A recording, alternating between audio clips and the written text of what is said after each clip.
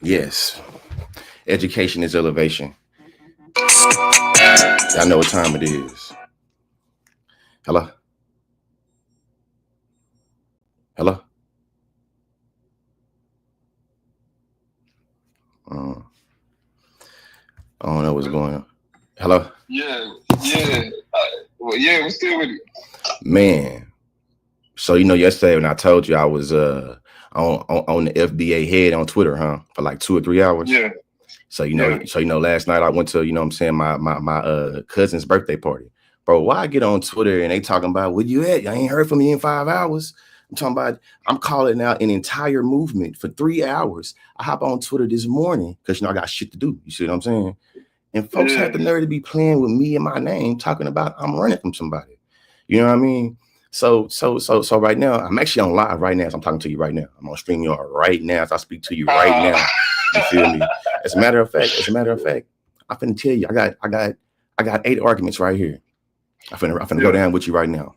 First argument: FBA is white nationalism and blackface. That's the claim. The warrants, the way that they use racial purity when talking about lineage, and the way that they deployed the Great Replacement theory that was like literally created by white nationalists. Second argument: FBA's hate for illegals, from what white supremacists are championing, for like their hate for illegals has allowed for them to champion Donald Trump's attempt to overturn the 14th Amendment. For y'all that's watching, and for me, giving you my link argument or giving you more context, is that because overturning birthright citizenship is a part of the mass immigration, agenda, that overturning is going to impact Black livelihood. The entire 14th Amendment, which was passed in 1868, you feel me? Shit, all those things really structure how we understand the Black experience.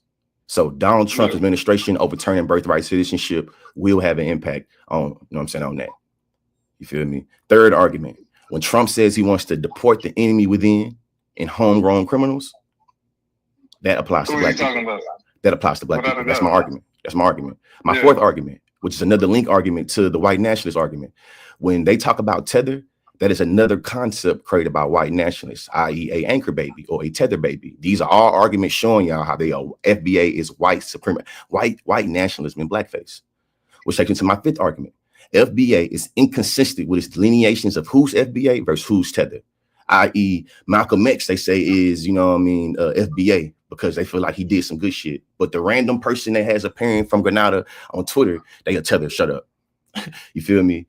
Biggie, mama, born and raised in Jamaica, but Biggie's born and raised in Brooklyn, New York. Is he a tether or is he an FBA? You know what I'm saying? He was the FBA. You feel me? Maya Angelou, Cicely Tyson. You know what I'm saying? Like all these are different things. I've heard some niggas call Shirley Chisholm a tether. Hey. Straight up. Yeah. Hey. Keep on going. I got more arguments. FBA is divisive in alienating Black folks. What's your Storage Black Coalition building? 7 argument.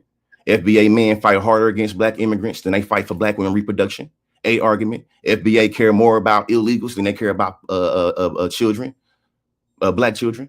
Like these is all, arguments right here. As a matter of fact, they say I ain't got it. I'm dropping it in the chat right now. As a matter of fact, you can go and hop on for me real fast if you got some time.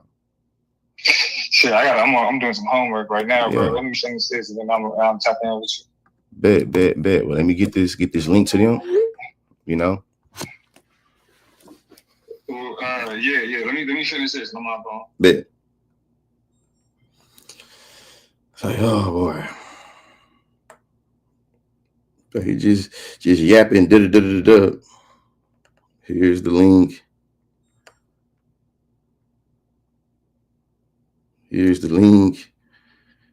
link. Here's the link, man. I'm talking about, I can't believe going hard yesterday for 2 or 3 hours. People in the comment section, the mentions on Twitter at first, you know what I'm saying? Really, what you call? Hey, after I'm done trashing Marcel, I want you next. After Marcel done taking his intellectual ass with me, I want you to get on next. As a matter of fact, if you're on Twitter right now, I just put the StreamYard link under this video. So whoever come on it, come get it. Whoever come on it, you know what I'm saying? Whoever could want it could come and get it. Like, we ain't running for nothing. We ain't ducking nothing down right now at all. I'm finna illustrate to y'all why this debate shit is something that I can do in my sleep. I'm gonna show y'all why the Joes versus pros never work out good for the Joes. So you feel me? As a matter of fact, here's the link right here. That's the link from right there. You know, if you can't see the link, you know how if you have an iPhone, you can screenshot, copy and paste that link right there and put it in your web browser. You know, I don't want to yell over nobody. I don't want nobody yelling over me. I got my phone right here. They got a timer on there. You see what I'm saying? You can pick whether I speak first or last. All you got to tell me is how many speeches we giving. You see what I'm saying? Just know that. Just know, like, I'm come on. I'm going first, or you going first, and how long speech is gonna be.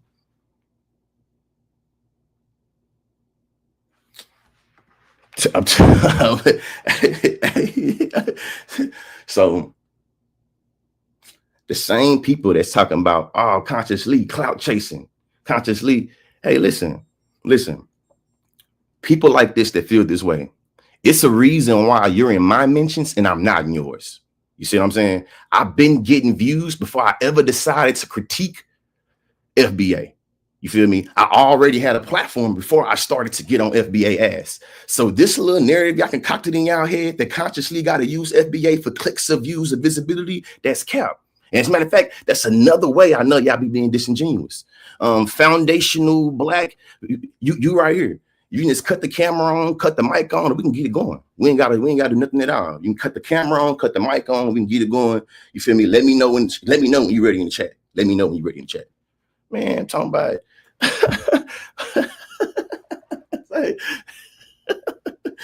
Your career about to be over, bucko. Come on, man. Come on. That's just I'm like I'm talking about a lot of FBA be so disingenuous. I've spent more time today explaining what FBA is and who FBA is rather than what y'all done did. So I know y'all be capping the line. Oh, 92% FBA, man, listen. Most of the folks that voted in this election, y'all try to take credit for, either A, has never heard of FBA in their goddamn life, or B, they disagree with the ideology attached to FBA. I'm talking about like, what do we, man, listen, man. I'm making my arguments. I got arguments to make. All I ask that you respond to the arguments. You feel me? All I ask, I got 8 arguments. You know what I'm saying? I got 8 of them. I'm gonna give y'all the 8 arguments again, just to give you a little practice on my speech. In this argument, or in this debate, I'll be proving 3 things by making a multiplicity of arguments. The first thing I'll be proving is that FBA is white nationalism in blackface.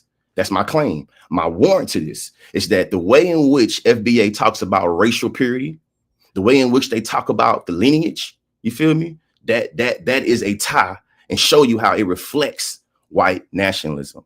Also, the way that they talk about the illegals coming to take their jobs. This is called the Great Replacement Theory. The Great Replacement Theory was something that was also created by, and to be clear, the reason why I'm talking to myself right now is because ain't none of y'all FBA dudes that was in my mentions that was talking about where you at, where I'm at. I'm here. I ain't going. I'm here. So if y'all tired of hearing me talk, step on here. Step on the live stream. I'll give you 5 minutes. I'll give you 5. Hey, listen, man. Come on. Like the keyboard warriors. I'm not a keyboard warrior. I just happen to make a living out of intellectually busting folks' ass on live. So y'all can Twitter finger all the way, but send your best FBA warrior and let them know consciously want the smoke. This is the man. I'm talking about, man. Hey, whoever was in that back, they gone now. They gone. Let's go back to these arguments, man. I'm really a debate. I'm really make arguments, man. So bam. So the reason why we got beef, right, is because I made some arguments about how the way in which Trump administration is deploying their mass immigration agenda is impacting black people. They said it ain't got nothing to do with black people. So this takes me to my third argument. My third argument, feel me? No, my second argument. My second argument is that the FBA's hate for illegals allows for them to champion overturning the 14th Amendment out of spite of being like, we got to get these illegals to stop having these anchor babies. We got to get these illegals to stop having these tether babies. So they want to talk about overturning the 14th Amendment. The 14th Amendment is what gave Black people citizenship. When they talk about overturning birthright citizenship, they're talking about the ability for the quote unquote illegals, you know what I'm saying, to take advantage of birthright citizenship as if there's not going to be, man, is this person like, come on, is camera on, can't cut the camera on, cut the mic on. Man, I'm talking about for the people watching this right now, I want y'all to really see what's being illustrated. I am one person. I've been live for 11 minutes. They in my mentions quoting Drake and AR Ab and shit. And now I'm here. Joe, you on the line, Joe? You on it before you go. What is your argument and how long we going for? How long this speech gonna be? How long this speech gonna be? Am I going first? Am I going last? You can. I was finishing hearing your argument, so you brought me on before I could hear all finish up your 8 arguments. But I would say the question that I kind of run into my mind, it's not a challenge of FBA because ethnicity is ethnicity, right? I think that's not a big hill to die on, but I think the argument points is something that's like brings up a good conversation. So when you talk about the 14th Amendment, it's not about getting rid of the 14th Amendment, it's just how the 14th Amendment is interpreted, right? I think Judge Joe Brown kind of said it really well from my perspective. It wasn't designed for you to commit a crime, then benefit. Real fast, Joe. Are we trying to have a discussion right now? Or are you taking me up on this challenge for a debate? Because if you're taking up on a challenge for a debate, I would like for you to explain everything you explaining, put it in terms of an argument, and let's start a timer. Right now, I want it. Right, I'm be honest with you, just being straightforward with you, Joe.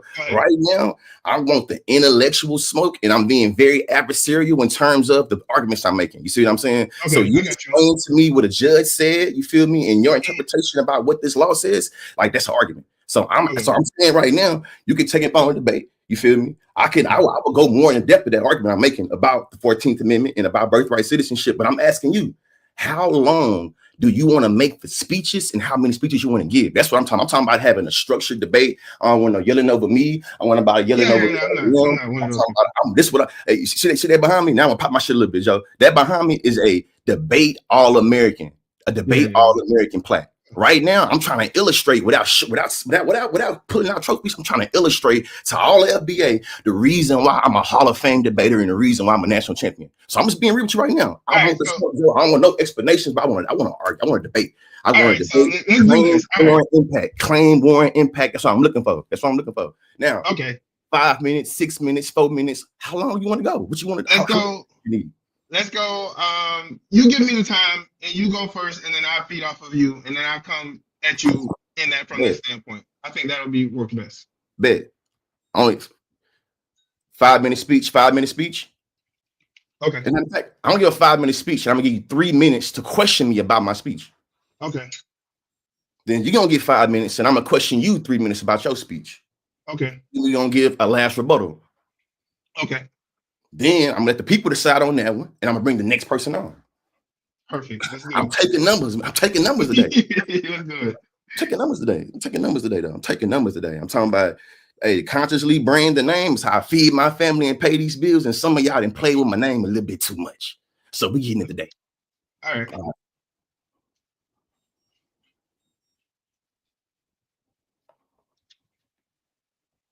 You wanna go first, and then I'm going first. I'm starting the timer right now. All right, bet that up. Starting the timer right now.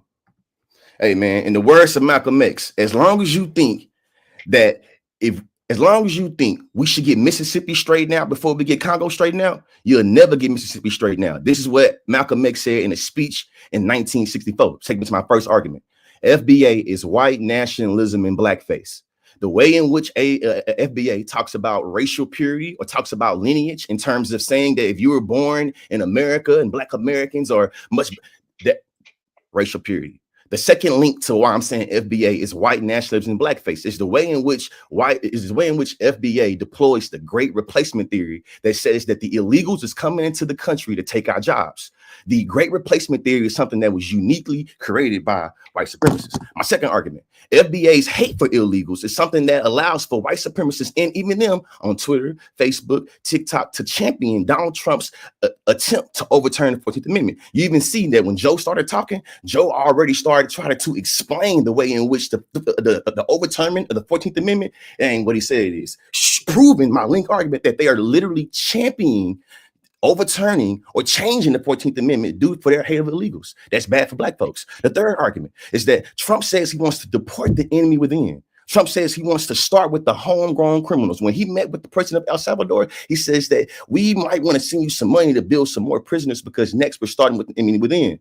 Black people in FBA have allowed themselves to be so lost in the sauce of the hatred of illegals, they're literally forgetting that there's a target on our back as well. We're already seeing where the Trump administration is literally deporting, quote unquote, illegals that are born and raised here in America. But you don't care about legal, so let's keep it going. Fourth argument: the way in which tethers use, the way in which FBA used the term tether is another link into how it illustrates how FBA is white nationalism and blackface. The term anchor baby or tether baby, which has what FBA has remixed to call tether, is something that shows you how it reflects the same ideology of white nationalists. Fifth argument: FBA is inconsistent with its delineations of who is FBA versus who is tether. So Biggie, they might say it's FBA because, hey, he made hip hop, he cool. We don't care if he has a Jamaican mother, but if you got a Jamaican mama on TikTok, you might just be called a tether. You see what I'm saying? Malcolm X's mother is from Grenada. Now, depending on which FBA you're talking to, they might say he a tether, they might say he FBA. It's not a clear delineation, but it shows you it's a way to discredit black people's work here in America, to make these different ethnic claims about delineations. To make these different claims about lineage. You feel me? The same way white supremacists do. You feel me? Sixth argument: FBA is divisive. FBA is divisive in the way that it engages in diaspora politics and saying that it believes like American exceptionalism, that we are the best black people because we come from America. That's divisive. But also the way in which it said we don't give a fuck about nobody else. It's about us first. It's like, yeah, it can be about us first. So what do you mean by that? What am I on? Seventh argument: FBA men fight harder against black immigrants than they fight for black women's reproduction. The reason why so many of them were able to side with Donald Trump and the KKK, because that lying biracial bitch with the Jamaican dad, I'm talking about, we seen it out there in our timelines. And in fact, I think Lord Jamar literally said something like that. You feel me? Eighth argument: FBA cares more about illegals than it cares about black children. I've seen more FBA give more Twitter fingers, give more think speeches and soliloquies about illegal immigration than they have Trump's attack on black education. So it's showing you that every which ways in which we're talking about the impacts that Trump administration is having on black folks, they're blind to that because they so lost in the sauce of hating the illegals. The same way that the poor white nationalists do when it comes to the government fucking them over, as long as the enemy getting fucked over. You see what I'm saying? FBA is white nationalism and blackface. Imagine if David Duke and Candace Owens had a baby and they raised their child to be black nationalists. I'm arguing that FBA is the children, the offspring of David Duke, goddamn, and Candace Owens trying to act like it's black nationalists. Last thing beyond, there's a way in which we can talk about reparations for black people that does not reflect the same ideology of white supremacy, where we engage in American exceptionalism, where we believe America is the exceptional standard to everything else. That's what white folks do. That's what FBA does to a lot of, you feel me, our brothers and sisters throughout the diaspora. Education is elevation. Debate is a great argumentation for different ideas, but it's always something that enriches the academic experience. So I told people, all right, debate is good because it allows for us to share information in a way and defend it that leads to other people being able to learn. 5 minutes is up. All right. I have a couple questions for you. I'm start timer. All right, I'm ready. Can you talk more about the abortion aspect of it? Like you said, you were trying to say the defending abortions or not defending abortions. Can you just kind of speak more on that part of it? Yeah. So when I say reproductive freedom, I'm talking about more than just abortions. I'm talking about how black women are disproportionately dying of thyroids, talking about how in which we are able to account for healthcare.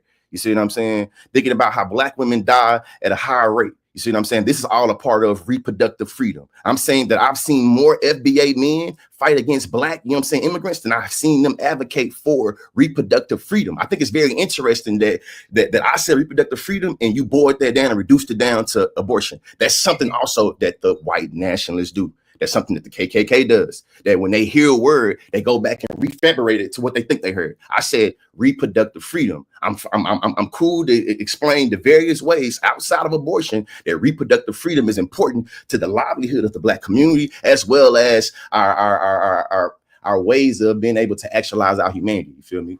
Okay. My next question that I want to hear more of from you: Are you advocating the illegals are not taking jobs, particularly for black males, in terms of the context that they're into the lower labor market, the entry level labor market, right? So are you saying they're not jumping into that labor market and that doesn't impact black males who are mostly in that labor market? I think that framing is something that reflects the white nationalists. I think that our beef as black men should be towards the white employers that's giving away our jobs instead of the quote unquote illegal immigrants that are getting their labor taken. I think that the way in which white America has taught us to view immigration, it makes it where we always criminalize the immigrant trying to exchange the labor for capital and not the system or the corporation that's literally profitizing off that. The second thing I would say is the way you talk about illegals allows for people like Abrego Garcia, you feel me, a person that is here legally to be taken away because illegal. There have been hundreds of American citizens that's been swept up in the mass deportation agenda because they fit the certain ethnicity. And what I'm saying is that when you use that framing, it leads to bad shit, like I'm talking about right now. But it's another argument I'm making about, I think the way you asking this argument, I'm gonna be real, the way you asking your question is a part of my argument about it's a framing y'all going into that sound like white nationalists. The way you ask me that question, like, yeah, that's what shit I heard on Fox News. Well, let me ask you this last question then. I think the time's almost up. 18 seconds. Yeah. What is do black people have any friends? Do black people have any friends? Yes. Yes. Yes. When I quoted Malcolm X, the black nationalist, Malcolm X, the Pan-Africanist, he's talking about how we have coalitions and we should be building coalitions, not only within Africa, not only within, you know what I'm saying, our brothers and sisters that's in Haiti or that's in Dominican Republic or that's in Puerto Rico. It's like being able to see that's how all of our struggles is tied together. The reason why white folks have NATO, the North Atlantic Trade Agreement, is because they recognize the power of allies and the power of kinship. The reason why Donald Trump was able to bring them white South Africans here is because they view the literal global diaspora of white folks being able to help each other. You see what I'm saying? When we're thinking about the way in which white folks defended slavery, they always had to be able to lean on their allies. World War I, World War II allies. The reason why Fred Hampton was murdered by the CIA and FBI is because the way he wanted to build allyship and solidarity. I think that the FBA alienates our ability to create coalitions and solidarity with other people because we gotta work on the American first. And it's like, yeah, that's not. I'm defending what Malcolm X is saying about as long as you believe that we have to get Mississippi straight first to figure out Congo, Mississippi would never be free. I'm defending that argument, and I think I've made multiple arguments that agree with the above thing. I get you. All right, so I'm ready to do my counterpoint. Let me know when you're ready with the timer. Hold on. I'm gonna get a pen. I'm gonna write down the arguments. I'm gonna respond to you. Hope you responded to me. Yeah, of course. I appreciate the conversation either way. I just kind of hopped on, so I don't fully know the full context, but we just having that's the reason why I wanted to get an argument, you feel me, and just making sure, like, hey, nah, this what I'm saying. This what I'm saying, this what I'm defending. You know what I mean? And shit, who want to challenge me on it? Right. Let me know when you're ready. I thought the time when ready. Let's do it. Nationalism is one of the most powerful binding forces in the world. So when you say FBA is nationalistic, I'm saying yes, it absolutely is nationalistic because the design of it is to separate those who do not have the back of those who are Black Americans. When you see countless times again, whether it's a Wes Morgan coming out against reparations, whether it's Candace Owens coming out against anything Black, you have these prominent figures in the country. You also have these prominent in politics who come from these classes that are outside of us, right? And so because of that, what you end up having is you have a need to reconsolidate and redefine your position and where we're at and how do we push forward and move forward. Now, when you talk about the illegals taking jobs and stuff like that and how that framework works, I think it's moving beyond that, right? It's not just about saying illegals are taking jobs. It's like those jobs are being taken. That's fine. They're being used. Black males specifically are in the entry level position. And when those jobs disappear, like let's say, for example, we had just in Florida, 100 illegals were moved away. Guess what? That's a great time for Black males to go get those jobs. If you got a young person, now, however you want to frame it, that's just the reality of it. So what ends up happening is when you have all these forces arrayed against us, no, the Trump agenda isn't a Black agenda. But it just so happens is we've had over 20 million deaths. We had over 20 million deaths. That's a genocide under any book just by abortion since 1973. That's just a fact. That's just the reality. 25 million, probably closer to 25 million, 63 million overall deaths by abortion alone. You've had that by itself by getting rid of that. Is that a Black agenda? No. Does it help Black people? Absolutely. Because the Democrats, so it's like one of those arguments. There's no such thing as the rise of the right. It's only the liberals who have failed us consistently and constantly. Thank you for the time update. All right, let me get through some more arguments. I just want to reiterate this, and this is very important. This is key. If we interpret the 14th Amendment as it was put into play, it does not take away citizenship's right from Black Americans. That's just a reality.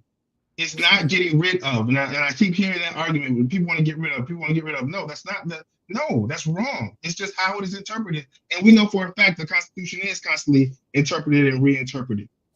Right? So is that nationalist to say we need to reinterpret the 14th Amendment and to reframe what a freedman is and what a freedman isn't? No, because there's power in having that status, and we can't run away from that status. That status as a freedman is in the Constitution, and that's also why there's a gateway to reparations. And any other race-based policies, it just won't fly. It just will be thrown out as illegal. So that's why a Democrat will push a race-based reparation agenda, because they know it will get thrown out and it won't go anywhere, because that's illegal actually. And that's been reaffirmed recently by the Supreme Court. All right. One of the biggest things about nationalism, and fortunately I've traveled the world. I've been on the continent plenty of times. Thank you. I've been on the continent plenty of times. And are there brothers in the diaspora that ride for us? Absolutely, 100%, 100%. Does that mean that that's going to be Wes Moore or the lieutenant governor of Virginia? No. So it's not just separating those who have that lineage, are a Black American lineage, but it's also separating those who don't have an ideology that is a Black first agenda. So that goes back to, is it a nationalism? Yes, it's a uniting force. It's almost like just like the Crusades, right? The Crusades were fought in united Europe. They had a common agenda. That common agenda for Black Americans is reparations. Whether we win or lose, it's going to take unity in order to even fight that fight. It's going to take. So. No, you good. You good. You got a phone call. You got 30 seconds left. Okay. So, deportations, really quick.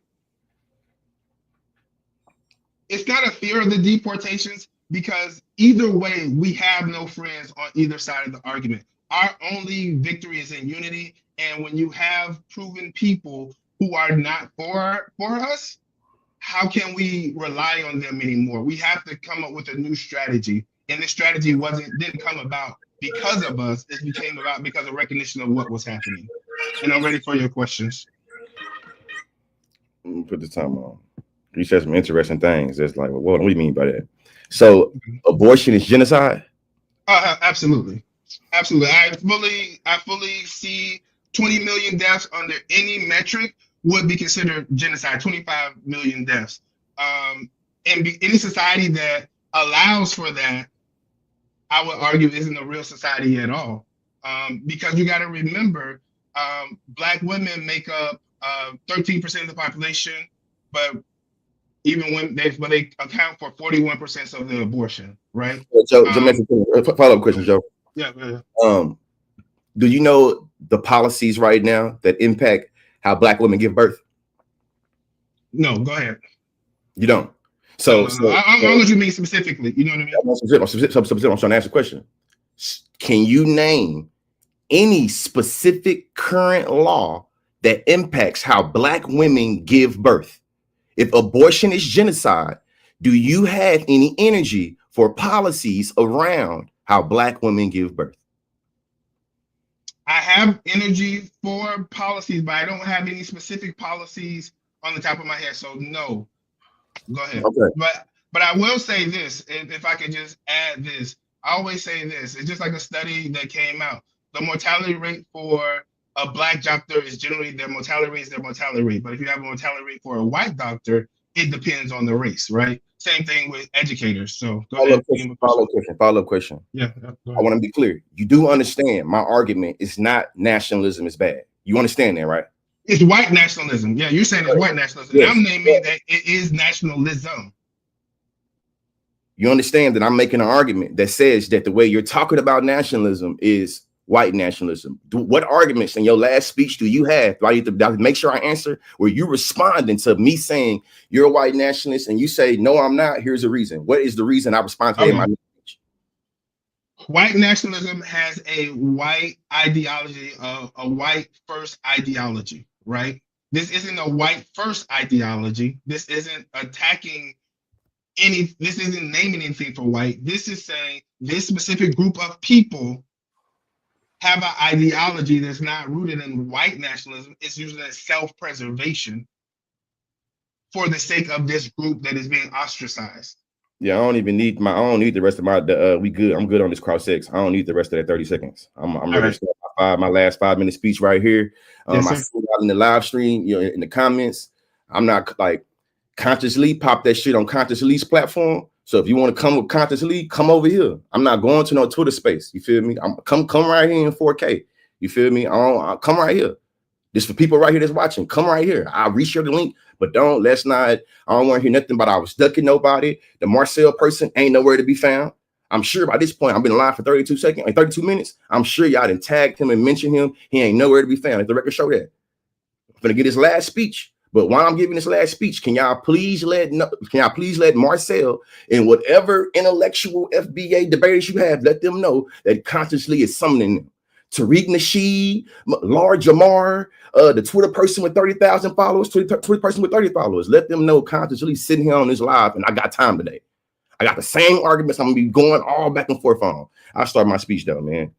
Start my speech.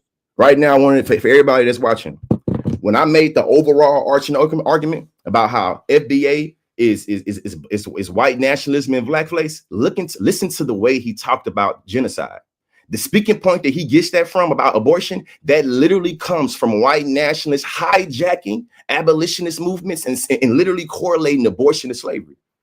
But just like the white supremacists that care so much about abortion being bad, but they ain't got no energy for after the child meets the womb. When I asked Joe in cross sex, hey Joe, can you name a specific law that impacts black women black women how to give children? He said no. He said no. This illustrates how they care way more about fighting against illegals than they care about advocating for black women. You feel me? They care way more. I'm talking about what does it mean to identify how many children, you know what I'm saying, die in abortion, which is like abortion is not genocide. Let's be clear on that. You see what I'm saying? But literally make the same argument that they make on Fox News, alt-right, David Duke, saying that this thing is that. It's like that reflects the argument. Third thing is the fact that it was the last 30 seconds of his speech illustrates how FBA cares more about they anti-illegal bullshit than they care about black people.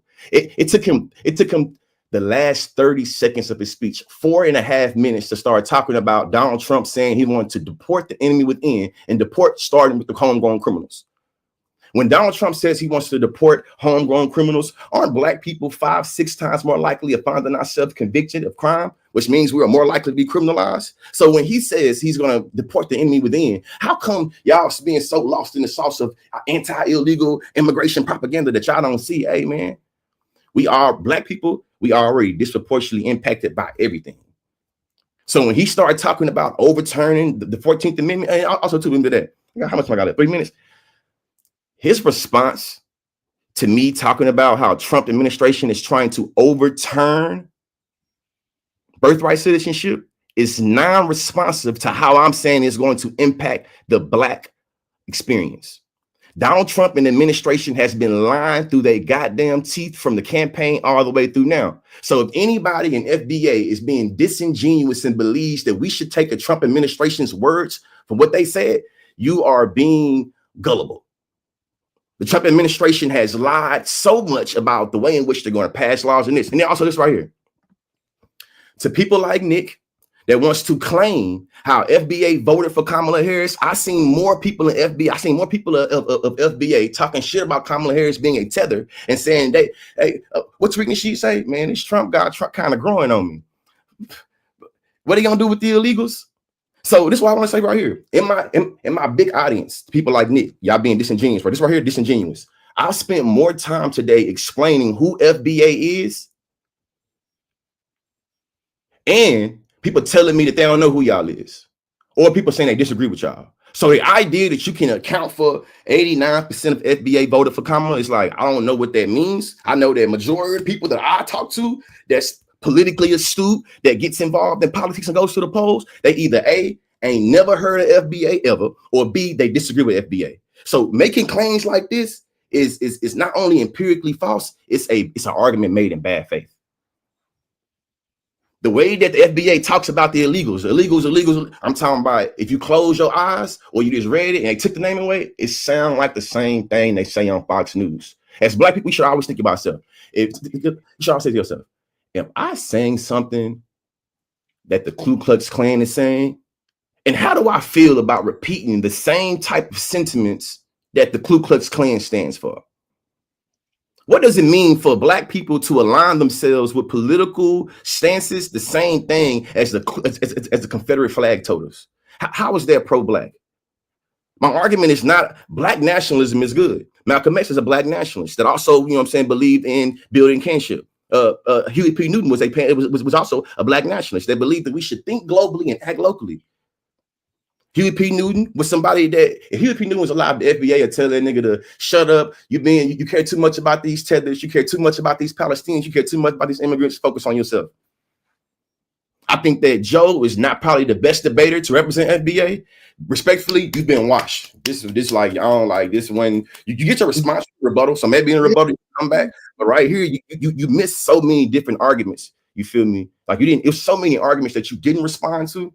And I'm extending in this speech right now. There's no way for you to win this debate, but I'll be respectful. You feel me, gentleman, and be like, you still get your speech, but you ain't, you know what I'm saying?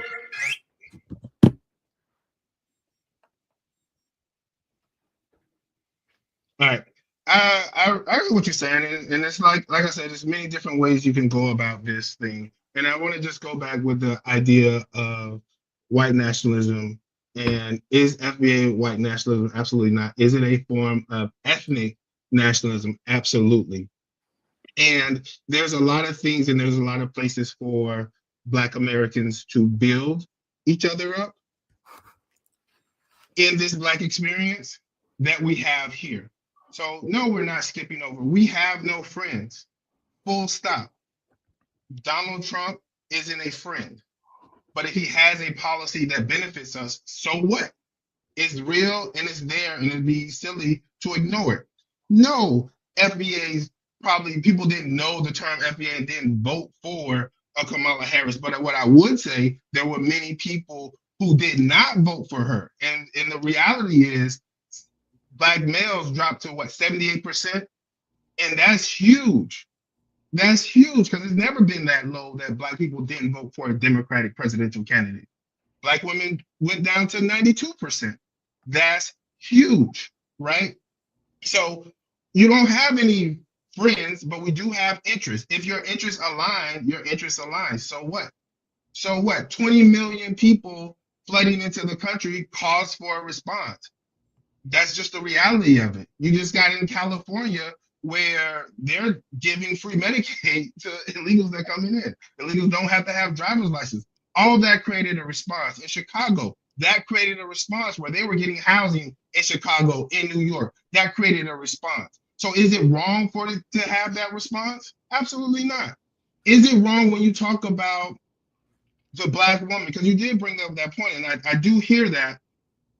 So how do you go into that conversation of is it genocide? Absolutely. 20 million dead. Is it a space for Black women to have better health care? Absolutely. But that's a longer and deeper conversation that I was trying to stick to the nationalism aspect of this debate. So it's just more things to be said.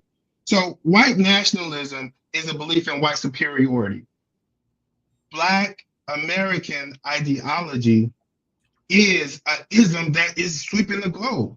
Whether you're in the Sahel states or whether you're here, an ism that promotes your group in your space, in your country, there's nothing wrong with that. It's a uniting force. So I just want to land with that. So Donald Trump isn't our friend at all. But how much time I have? 2 minutes. Okay. Donald Trump isn't our friend at all. And even saying that, changing the 14th Amendment doesn't necessarily lead to a deportation. With Black crime rate as it's negotiated, yeah, we just got to stay away from that. Things will happen, but I'm not coming in from that negative standpoint. I'm coming in from a positive standpoint. I'm not a criminal. My friends aren't criminals, but do things happen to people that engage in such activity? We have to reorientate ourselves. Would that necessarily be a bad thing? I don't necessarily think so.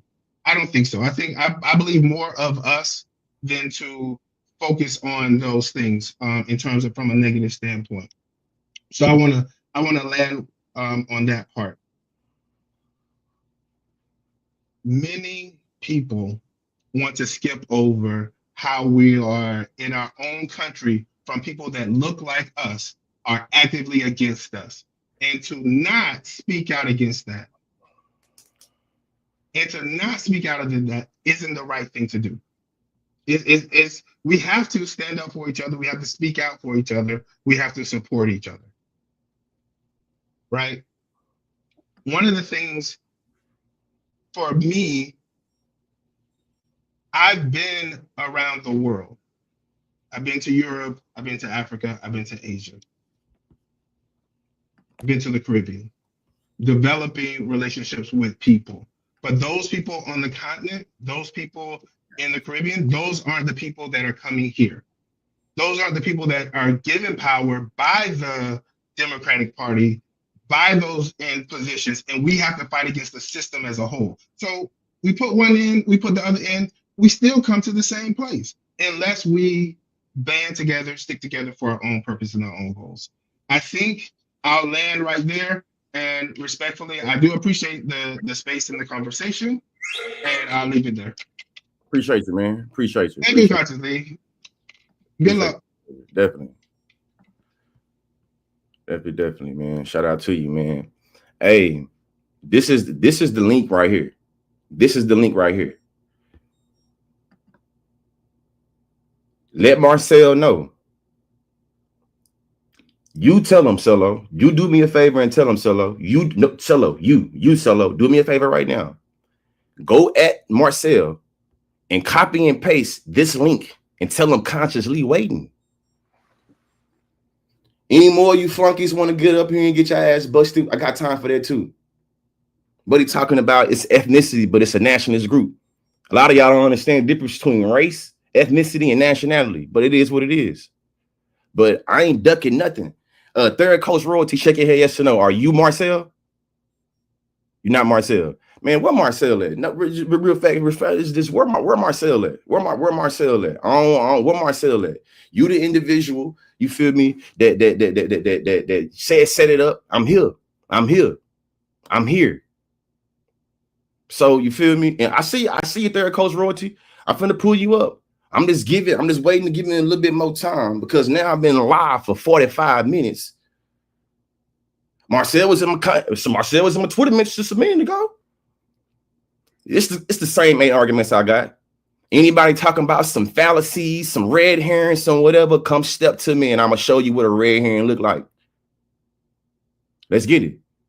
Third coach, you on the clock. Let me know you speaking first, you speaking last. What time you want to go? What's your arguments? Matter of fact, I feel like I'm good, so good. Which one of the two arguments that I just made do you think is the weakest? And I'll defend them arguments right now. I just made 8 arguments. I've made 8 arguments on this live stream. I'll let you pick the 2 you're gonna go for, and I'll defend them right now. The 2 are I say them right now. I can repeat them right now if you need me to. I made 8 arguments. I do.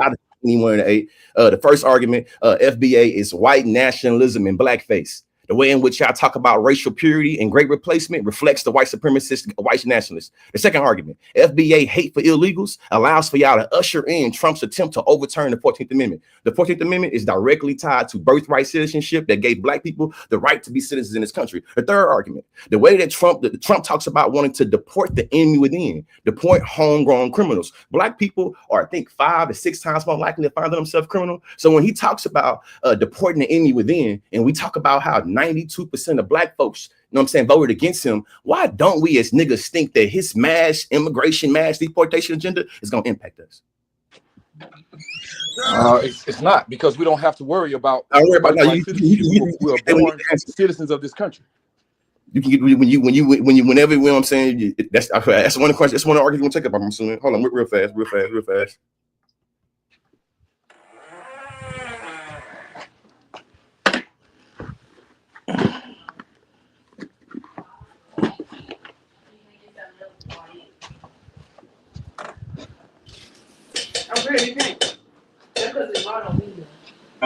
Yeah, apologies. We good. So that's obviously one of the arguments you're gonna take me up on.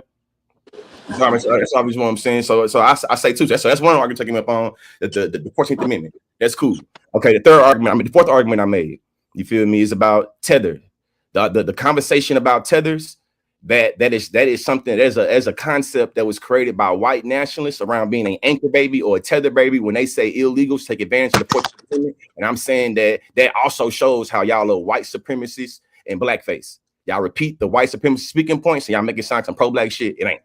You know what I'm saying? Shit. The fifth argument, FBA is inconsistent with its delineations of who is FBA and who's a tether baby. You feel me? Biggie, Mama Jamaican, Malcolm X, Mama Grenadian, Maya Angelou, Trinidadian background, Stokely Carmichael, Trinidad Tobago background. You feel me? You keep on going. Sixth argument, FBA is divisive. It alienates black folks and destroys coalition building and destroys the way in which we're able to have solidarity across different lines in the black community. Seventh argument, and Buddy illustrated this real good. FBA men care more about fighting against black immigration than they care about fighting for black women's reproduction. And to be clear, reproduction is not just abortion. It's a whole lot more than that, but I can also put that up in there. Third Coast Royalty, have I said an argument yet that you're willing to take up on? Well, the FBA thing itself is it's kind of like an online thing.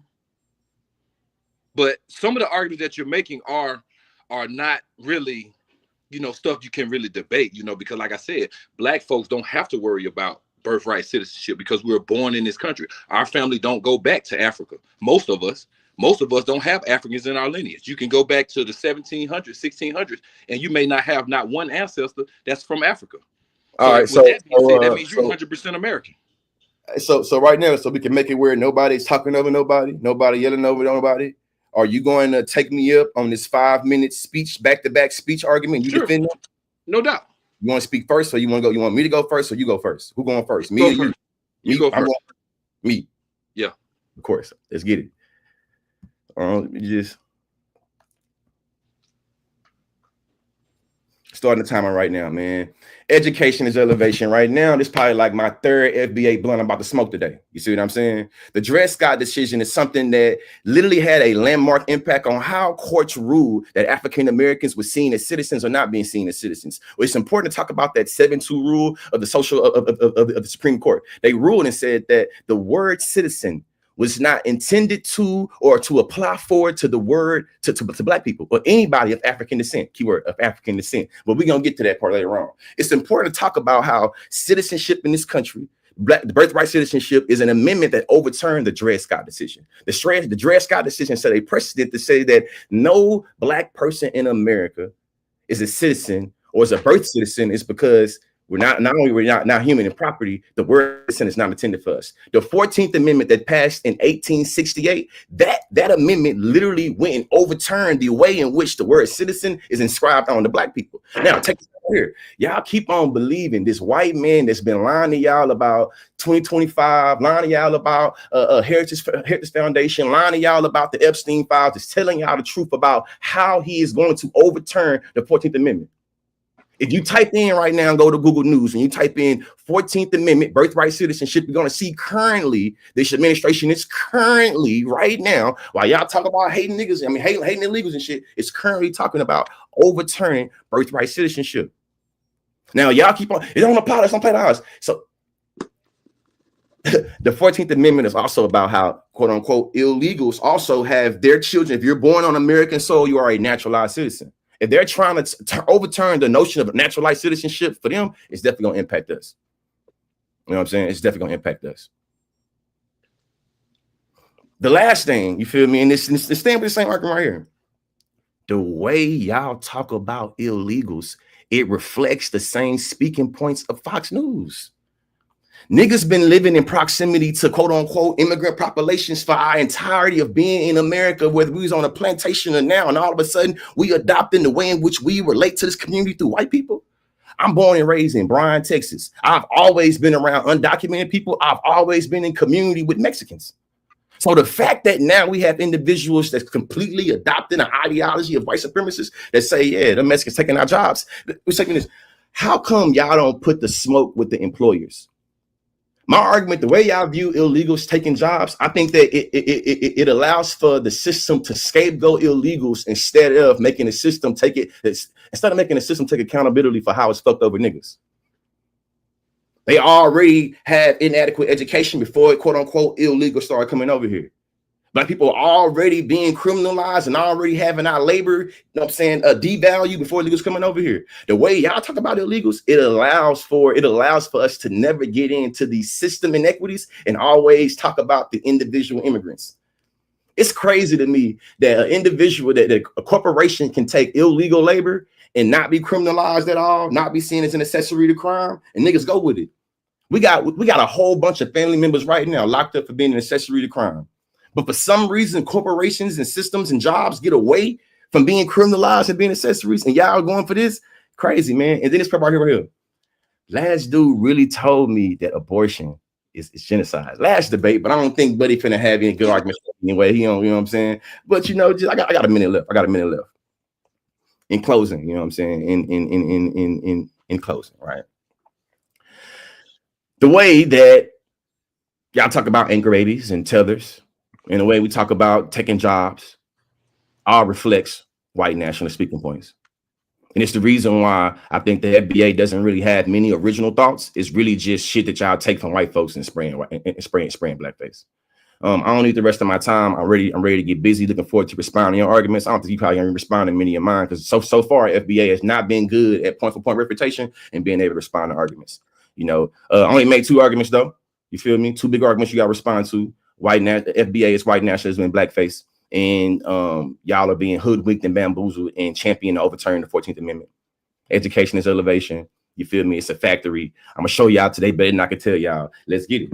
As a matter of fact, you got 3 minutes to ask me questions if you want to. You ain't got to if you want. You know what I'm saying? Want to? But it's called. I'll save my questions for the end, and I'll start with the 2 things that you just was talking about. You're talking about tethers and illegals. Okay, so the word tether is a word that's used to describe a different group of people who undermine Black Americans.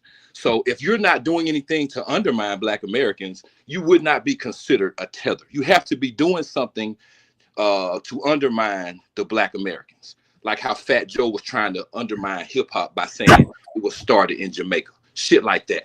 Okay, illegals. Let's talk about the illegals, because the illegals are getting their ass rounded up, all in Florida, all in Texas, all in New York. They're getting rounded up. Even here I'm in Tuscaloosa, Alabama. There was an Iranian doctor who practiced medicine at the University of Alabama. They picked his ass up and shipped him straight to Iran. He did a statement once he got back to Iran. He said it wasn't safe in America for him. So as far as the illegals go, The word illegal, I think it pretty much says it all. It sums it all up.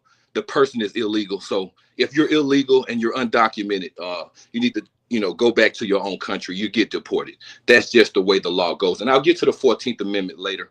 So now let's talk about the word you said. FBAs are white nationalists. How much time I got? Let me check that one more time. I got 2 minutes. Oh, I got 3 whole minutes. 3 minutes, 38 seconds. I got 3 whole minutes. Let me take a sip. It's pretty good, refreshing. FBAs are white nationalists in blackface. Now, I like to use the term Ku Klux Klan in blackface. I got that from another brother, but I like that term, Ku Klux Klan in blackface. So now, the people who you're really describing are your liberals and your black liberals and your black rhinos, not FBA. FBA would be considered an online lineage-based propaganda situation. These are people online. You're not going to really meet any people in real life who are going to say they're an FBA. You're going to meet most people who say they're black.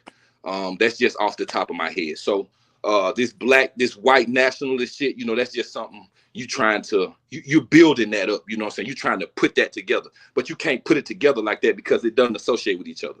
FBA don't associate with white nationalism at all. You know what I'm saying? It's not even close in ideology. You know what I'm saying? You got a group of people who believe that they're more superior than another race. But when you look at the facts and the actuality, melanin makes us more superior than them. That's just one aspect of it. You know what I'm saying? That's just one aspect of why we're better at better at life in general than white nationalism. What else did you say? Birthright citizenship. Okay, so when it comes to birthright citizenship, that goes for immigrants.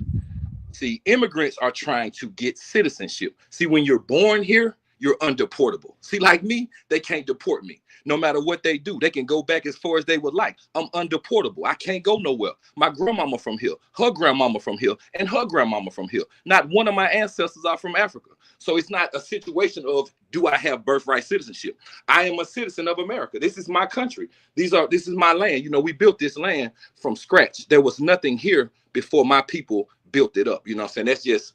That's just off the top of my head. I'm just writing down quick points of what you're saying. I don't have any, research in front of me. I haven't done any numbers. I'm just using the knowledge that I have within to combat the things that you're saying. Now, the only reason I really wanted to see is because everybody was over on Twitter trying to get at you, and you didn't show up. So once I put my brain to it, hold on, because I don't know. So when I put my brain to it, I said, hold on, maybe I can go on YouTube, type his name in, and as soon as I go on YouTube and type your name in, you doing a live. You see what I'm saying? So I'm like, okay, cool. Let me jump in the live. You know what I'm saying? Let me jump in the live and let's see if homie will drop the link so we can chop it up. You know what I'm saying? But yeah, a lot of things, man, some online shit, to sum it all up, because I'm not very long-winded. You know what I'm saying? I like to make concise points and then land real quickly. So to sum it all up, man, some of the things that you're saying are valid. Okay, because it's a lot of back and forth, it's a lot of criticism. So some of the things are valid, but the majority of your argument is it's a lightweight beef. It's not really hitting like you wanted to hit. But at the end of the day, these illegals are getting their ass rounded up. The tethers are getting called out and smoked out, and white nationalism ain't gonna be able to survive much longer the way the earth is heating up. So I'll land with that. Yeah, I yield the rest of my time to you. No, it was over anyway. You good? You ain't that was unneeded flex at all. You ain't had no time left, brother man. You ain't had no time brother man. We got so funny now right here before I get to speech started right here, man. So I've been here waiting on Marcel. I've been waiting on Marcel for forever now, right? When Thor Royalty got up here, it was nobody in the back. Nobody in the back at all. Now, since Black Royalty been here, we got a person named LH. We got the Black Receipt. We got a Saga Saki. No Marcel. So is Marcel ducking me? I'm here. So I think he wants you to come over to a Twitter space, and you said you weren't going over there. I just heard you say that a while ago. I don't know how that goes. I'm right here. I'm not gonna play. You see what I'm saying? This is how I know it's about playing games with certain people because you want to concoct narratives. Hey, the same platform you got in mentions on, the same Twitter platform you came and talk that shit on and popped it. This the same platform you don't see me on. What are we talking about? What we doing, man? Come on, man. I'm waiting on Marcel now, man. You can enjoy your blunt. I'm waiting on Marcel. But check this out though. Now the things that I said. Yeah, now how you feel about what I said? I think that it is a lot of arguments that I disagree with. I'm very sympathetic. To me, the whole idea about the illegals. Right now, so how you feel about illegals? What were you saying about illegals? That you said that you didn't like what I said. I think that the way you talk about mass immigration does not account for the American citizens that's born here in America that's getting swooped up because they mama ain't from here. They daddy ain't from here. Right now, literally right now, we got Trump is using taxpayers' dollars to bring an American citizen that he accidentally deported to El Salvador. Now we know right now niggas eating sleep for dinner. Niggas ain't got no money to, you know what I'm saying, for a whole bunch of things. But they have money to send people to Saudi Arabia. So the same government that doesn't have money to give us good books, that doesn't have money to make it where we can, you know what I'm saying, have healthcare, they got money to send, quote unquote, the illegals to other countries. That shit don't even make sense. You feel me? How you feel about that? Go ahead, I'm gonna let you finish. I know. But I'm saying, so you saying that people that came to this country illegally and decided to have a child, that child then has birthright citizenship to this country? That's what you're saying? That is literally the 14th Amendment. That is literally that 14th Amendment was made for slaves, for black people that are from America. It wasn't made for immigrants that come to this country illegally. Listen, bro.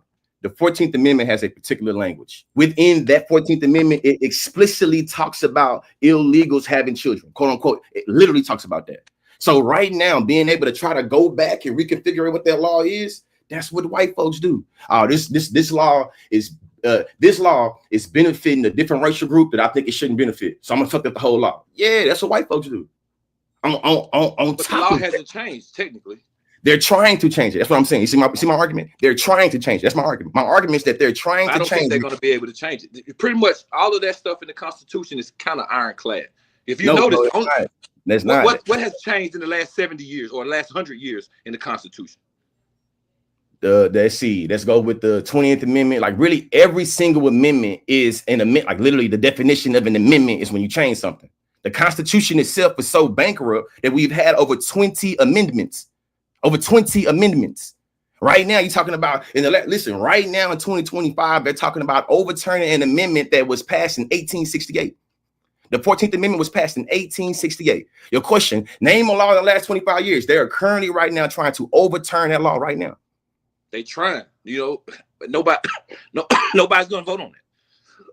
Nobody's gonna vote on that. Do you not know the Republic? Where is this person at, man? Where Marcel at? Where Marcel at? What Marcel's saying is that he's not gonna come over here, and I ain't going over there, so we ain't gonna debate. I can't speak for Marcel, dog. I'm speaking for Third Coast. Yeah, I'm just trying to figure out what's going on in the chat. You see what I'm saying? I can't see the chat right now. I got my phone. Let me check. I see what's going on in the chat. You feel me? I'm just at this point. I'm waiting on one person at this point. I know already. You feel me? This ain't got nothing to do with Third Coast royalty. But yeah, Marcel. And then Third Coast is here though. Third Coast is here because I got to represent for black people. A lot of tellers get out here and hate on black people. But I keep a stack with you. The inconsistency on the way in which people in FBA use tether to me is very interesting. I know a lot of good people. As a matter of fact, I'll use an example. I wrote down what tether meant. You remember what I said? I know you did. But I'm gonna give an example. I know a badass lawyer out of New York by the name of Ole. She got a great show on YouTube called Ole and Friends. She is of Barbadian, Bahamas and Nigerian descent. She do a lot of work in the black community. I've seen FBA with my own eyes go after this black woman, calling her all types of words, and you say that tether mean you not for the black community. This woman has politically, socially, economically, academically, in various ways show how she's not only aligned with black people, and she fuck with black people, right? The FBA still call her tether. So I'm saying it's an inconsistent way of how tether is deployed. They say, hey, tether this mean you ain't for black people.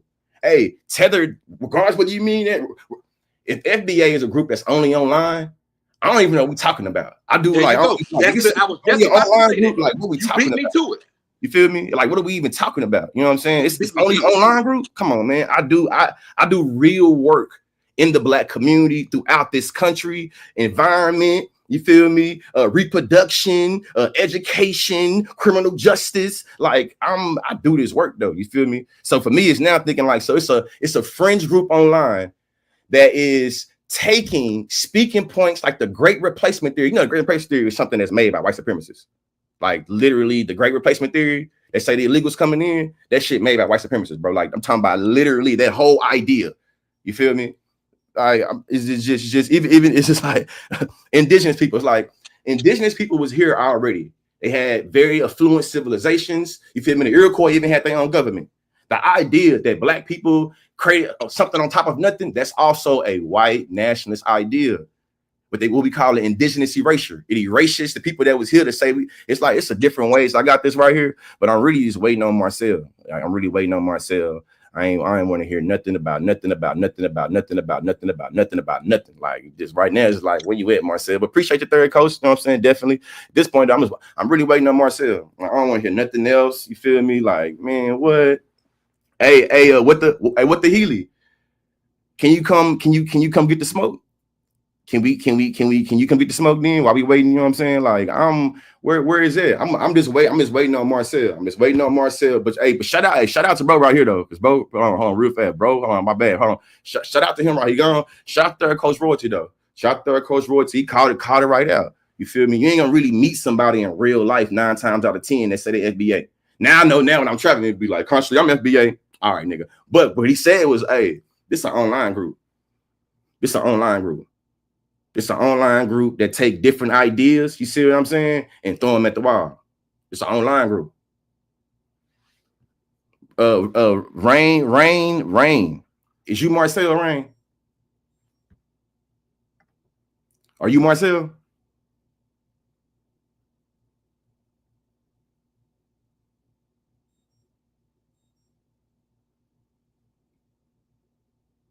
Are you Marcel?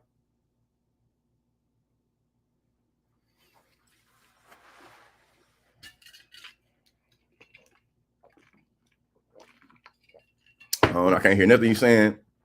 I said I just wanted to say a couple things about what you was talking about with the 14th Amendment. Regarding that and somebody making an amendment that pretty much nullifies rights that already pre-exist, that is illegal.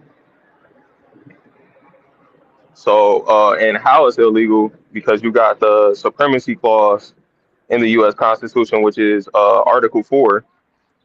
It pretty much states that anybody that's a public official that takes oath to office, they have to uphold the Constitution because that's the contract between the people of the United States and the government.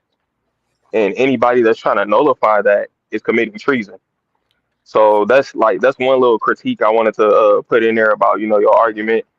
That's a heavy hitter right there because they are technically trying to do something that is illegal. The Trump administration has done a lot of things that go against court orders, a lot of things that go against judge orders. So pointing out it's illegal, and the Trump administration to me is non-unique. You feel me? Like Trump is already defined judge orders. Trump is already, you feel me, doing crazy overreaches of the government. So pointing out that you feel like it's unconstitutional, it really doesn't matter when we have a Republican majority Supreme Court, a Republican majority Senate, a report, you know what I'm saying? So it's like, we'll be getting into what we're talking about. That's the reason why he said it's going to be a dictator from day one. That's the reason why he said that. I mean, you can just say it's a dictator, but at the end of the day, like, if nobody's actually raising any type of court case against these people or, holding them liable for any type of violations of the U.S. Constitution, nothing's gonna happen. If you're like, I'm not knocking what you're doing because you are informing the people.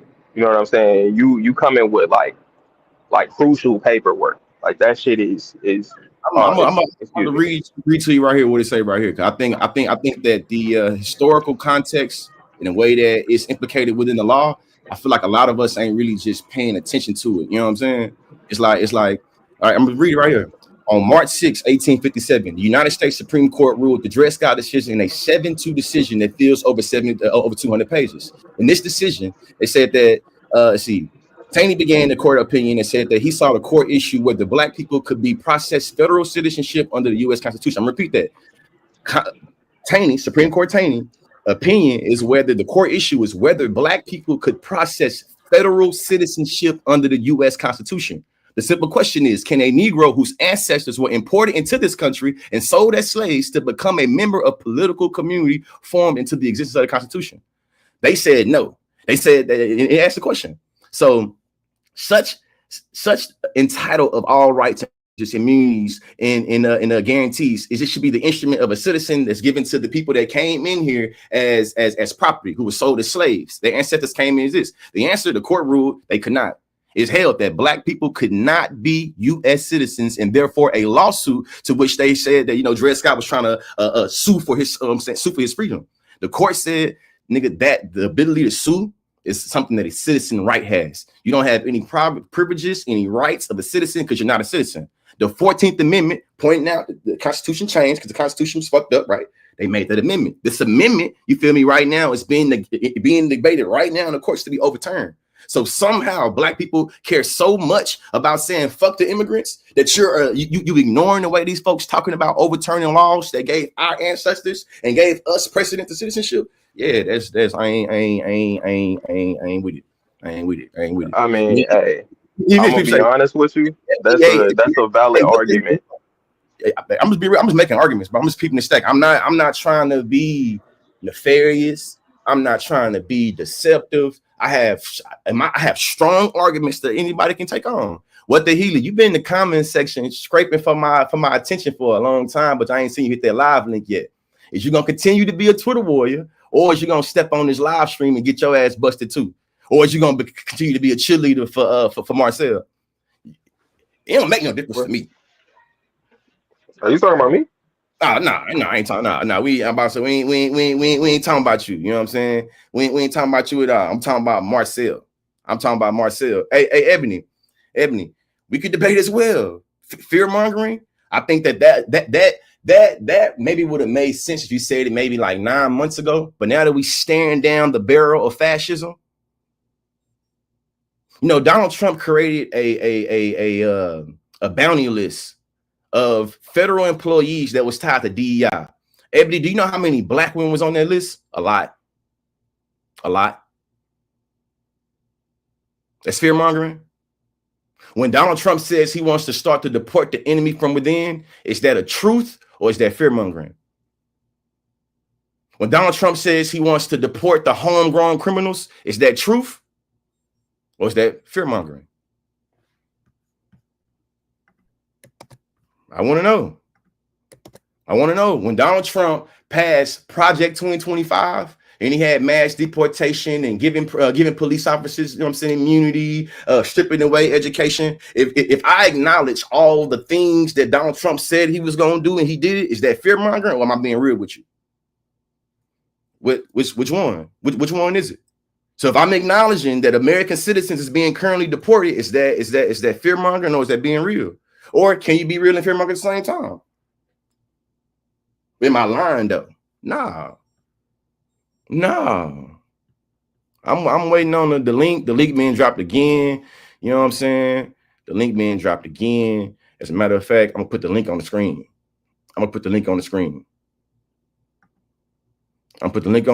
the record show I've been on this live for 1 hour and 13 minutes. And them folks that was playing with my name ain't showed up yet. The same platform you step your ass throwing salt and throwing dirt with my name in the mentions is the same platform you can get the smoke on. Don't come in the platform and then go run. Right now, proverbially, if a nigga tell you where he at, I'm in the street, come holler at me. Nah, come over to the store. Nah, come over to the court. Nah, man, I told you where I'm at. Come holler at me. Feel me? Somebody call you out and they say, hey, man, I'm over here. Man, I called you. I told everybody in the FBA, y'all can get in line. Whoever want to get it, they can get it. I got arguments for days. You see what I'm saying? And shit, let me know. I'm one live stream away. That's what I said. So the fact now you trying to play with the consciously name and brand to get to me to traffic somebody into your Twitter space, man, I ain't interested. Come over here though. Come over here. I told you where I was gonna be at. I told you where the smoke was gonna come. Come over here. I don't want to stop playing, man. This is the live stream right here. It can be copied and pasted. You can get on right now. Marcel, Barcel, Darcel, consciously in 5. Shit. Stop playing, man. Like, man, I'm here. I'm here. I ain't going nowhere. You know what I'm saying? Like what? Hey, Stables. Like Buddy just said, FBA is an online group. I don't know. No. I don't like. Stop playing. Like, stop playing, man. Stop playing. Stop playing, man. Stop playing. We still got a lot of tether feathers up in there. You feel me? Let's get back into it, man. So what Malcolm X said, as long as you think we should get Mississippi straightened out before we worry about the Congo, you'll never get Mississippi straightened out. During the speech, he was talking about our need for allies. He went on in the speech to say, we all have to realize what part of our struggle has all over the world struggle. Secondly, we need allies. And as long as you and I think that we can only get allies from the Bronx or allies, from the Grand Chorus, where we don't live, as long as you and I think that the only source or area for which we and I can be is people that we around us, we will never get allies. But when we realize how large this earth is and how many different people are in it and how closely they resemble us, then we, in turn for them, for support and help or aid for alliances, then we can make faster progress. He's talking about the interconnected nature of struggles. It's the reason why Fred Hampton was murdered and the reason why he was criminalized, because he was talking about the importance of Black people that's putting sleep for dinner, you feel me? Building kinship and building solidarity across different lines. That's the reason why this 22-year-old was murdered in his home. The reason why Pan-Africanism is something that was demonized, because the ability to unify people across the diaspora does something to the Western Hemisphere. They need people of African descent throughout the world to always be in instability. Our instability would be something that can be fought against if we come together. So us being able to have these, being real with you, FBA has been some people that has been leading the diaspora wars. When we start talking about, South Africans versus Jamaicans versus African Americans versus that is an engagement within cultural war. Within diaspora wars. I've seen many people in diaspora wars engaged to it the most. FBA. Like, man, listen, man. Hey, anti-socialite. Instead of sending me a DM on Twitter space, just hop on right now. Just like the same time it took you to make this right here in this live stream, you could have clicked that link. You could have, you know what I'm saying? Oh yeah, definitely. Ron Kugler said FBA was bigger and it's bigger than online. Nah, listen, man. It's because Ron Kugler quoted FBA and talking about his lineage and talking about this like this. Foundational Black American movement, foundational Black American sentiment is similar to me as Black Lives Matter movement versus Black Lives Matter sentiment. Individual would be like Black Lives Matter, but I disagree with the movement, right? I think a person can be like, yeah, I guess my lineage is a part of the foundation of America, but you know what I'm saying? I see it as being like this. The foundation of America is anti-Black. There is nothing redeemable about the foundation of America. As a matter of fact, the foundation of America is so anti-Black. That's the reason why you had things like the Dred Scott decision. There's nothing about America that I think I want to redeem or reform and make it where I want to have an American flag in my goddamn bio, or make it where I'm trying to prove I'm the better person of African descent because I'm an American and the boat dropped me off in America. I don't think that I'm any better than any other Black person because the boat dropped me off in America. You feel me? Ron Kugler making a FBA, you know what I'm saying, reference doesn't negate any argument I'm making at all. Any of them making at all. Oh, my bad, anti-socialite. Right now I'm popping in a way where I'm thinking like, shit, anybody can get me. So I apologize. You know what I'm saying? And being real with you, it's some cool people that's a part of FBA. All FBA not bad. But the ones that's the loudest though, the ones that be in my comment section the most, the ones that's targeting, harassing black immigrants the most, the ones that you feel me siding with Trump and yeah, them they loud. They loud. They loud. They loud. They loud. So this right here, the primary rationale for the court's ruling was the assertion that black African American slaves or black African slaves and their descendants were never intended to be a part of the American social or political community. This is what he said. We think that they, black people, are not included and were not intended to be included under the word citizens in the Constitution, and therefore can claim none of the rights and privileges which the instrument provides for the secures of citizenship of the United States. On the contrary, they were at the time of the Americans' founding considered to be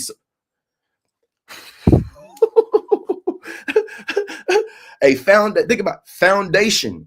This is what they say about the foundation of America. On the contrary, they were not at the time of America's founding considered to be a subordinate and inferior class of whose being considered subjugated by the dominant race. On the contrary, they were at the time of America's founding considered as a subordinate and inferior class of beings who have been subjugated by the dominant race, and whether emancipated or not, yet remain subject to the authority. Yet emancipated or not, remain subject to the authority and had no rights or privileges but such as those held by the government and the government power to grant them. The court had then extensively reviewed the laws from the original American states that involved the status of black Americans at the time of the Constitution that was drafted in 1787. It concluded that these laws showed that a perpetual and impassable barrier was intended to be erected between white race in which race was reduced to slavery. The court therefore ruled that black people were not American citizens, they were not American citizens and could not sue as citizens in federal court. This meant the United States lacked the power to alter the legal status of black people by granting them state citizenship. I'm reading this because it's important when we start talking about overturning birthright citizenship. The entire concept of birthright citizenship in this country is structured by the black experience. My argument to the FBA and to anybody else that's lost in the sauce of mass deportation, think it has nothing to do with niggas. When we see in the headlines, they talking about overturning it. My argument is that there is no way overturning this law is not going to impact black livelihood. Keep on reading. This hold normally would be held the decision since it disposed the Dred Scott decision by effectively declaring that Scott had no standing to bring suit. But Taine did not confine his ruling matter immediately before the court. Do we need to go into school to figure out exactly what the, like as my point, I'm reading to y'all the letter of the law to show y'all, regardless of how much you want to buy, xenophobia is defined when you have discrimination towards somebody from another country. You niggas then bought into this white supremacist idea of xenophobic as if they ain't gonna turn that xenophobia back on your black ass. If we keep on bragging about how 92% of black people voted against Donald Trump and he views anybody that opposes him as the enemy, why don't y'all think it's a threat when he says he's going to deport the enemy within? When Donald Trump says he's going to deport homegrown criminals, the 13th Amendment says the United States federal government shall not prohibit slavery except for punishment convicted of crime. It is not ironic that the descendants of slaves are most likely to find themselves a victim of being convicted of a crime. When he says he's going to start with the homegrown criminals, that notion is indicative of the black experience. There is no way to talk about homegrown criminals in America, especially from a conservative, without thinking that it implicates black existence, black experience, black freedom. That's my argument. My argument is, and you know what? I've been saving this one. You feel me? I was saving this one. I was on spare y'all with this one. You feel me? Hey, Jeffrey, put the camera on. If you're not Marcel, I ain't even, you feel me? It's like, I ain't even, you know what I'm saying? At this point, I've been live for an hour and 24 minutes at the record show. And at the record show, I didn't cook everybody that came up here. Even third coast royalties, hey, you made some good points. So that's not, you feel me? Like, man, listen, man. And then even this. So a lot of FBA loves to make arguments about Democrats being bad. I agree. I would go a step further and say bipartisanship politics cannot explain or capture the Black experience. Whether we're in red states or blue states, red cities or blue cities, there's something consistent about Black death and Black incarceration that is very consistent from Louisville to Minneapolis, from Georgia to LA.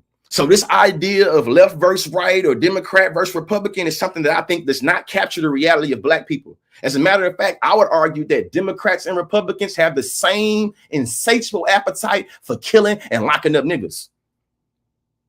So you hopping on here, you feel me? Is not no way. No, no. It wasn't, I'm saying you did say, I disagree with some of the things you said, but you had some good points. That's what you said. It's recorded. You feel me? It's recorded. But I will say, because you're the only person that was, you know what I'm saying, gave me some, you can hop back on. We can hop back on. We can finish. I can see what you call yet. I can see. You feel me? I can see Marcel, he ain't coming. I can see Marcel ain't coming.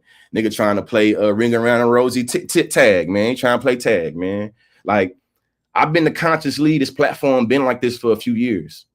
I know when a motherfucker trying to use the traffic and motion I'm getting to get me to traffic some people over to what they got going on. I made a challenge on my platform. Of course, I'm debating on my platform. The same place I was popping my shit for 3 hours yesterday and nobody hopped in my comment section. Nobody hopped in my mentions. But as soon as I got off, man, what?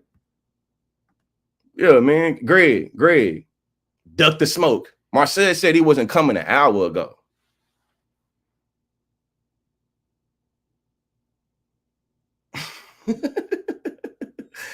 Man, listen, man. It's anti-Black to call us a diaspora. When we home, there's a Euro migrant talking point. Then always be the anonymous cowardice spaces and places. No, it's always the anonymous cowardice profiles on any given platform that make the most crazy, absurd, disrespectful claims, and they hide behind anonymity. You hide behind being anonymous. You hide, like, I don't like this shit. You know what I'm saying? You see my face. You feel me? You can see the pores. You can see, I'm talking about motherfucker hop on here and say the most craziest thing. And then I'm like, listen, man, what? No, Andre, I don't think they know what the word diaspora means. You know what I'm saying? These people do not want to get on camera. I'm talking about what? Hey, Black American princess. I just happen to be a skilled debater that believes in the intellectual capacity for all. And I'm not one of them niggas that don't think that he can't debate a woman.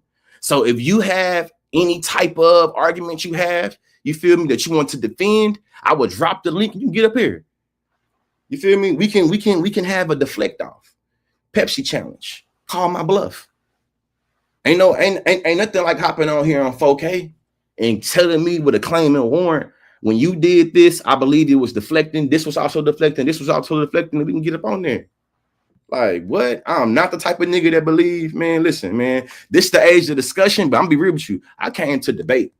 You feel me? I just happen to be a championship winning debate coach where I was the assistant director.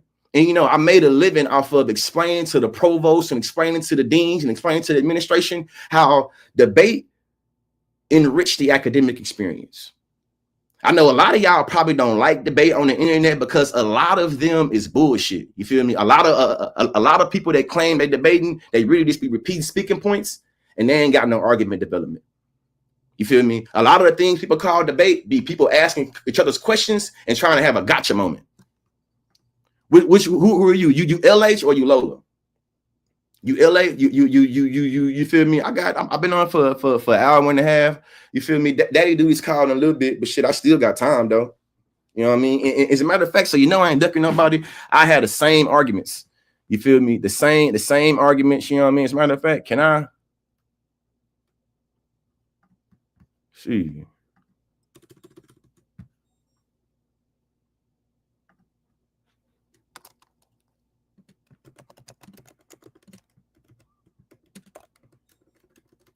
finna show my arguments right here. They only brave on spaces. Listen, man, I'm trying to be a good Negro and create some space for my fellow Negroes. And they ain't even want to get up on here with me. You know what I'm saying? They ain't even want to get up on here with me.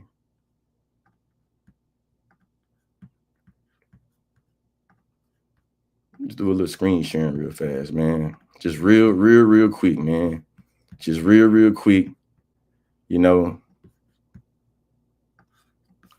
this is my arguments right here. Matter of fact, I'm gonna put it in the chat. I'm gonna put it in the chat. Put it in the chat. Yeah, put it in the chat, man. Come holler at me, man. Come holler at me, man. I see you got my wife right. Come holler at me, man. You ain't gotta act like a child. Come talk to me. Come talk to me, baby. You want my attention? I'm giving attention today. I'm feeling like a fairy. Bow. You want some attention? I got something for you. You know what I'm saying? You want an audience? Come on, please, man. Like, I know, like, I'll be real with y'all. I be feeling like a bad motherfucker when a person get to start talking about my wife. I know now you're trying to discredit what I got going on, and the best way you can do is by representing my wife. My wife who has a whole black parent.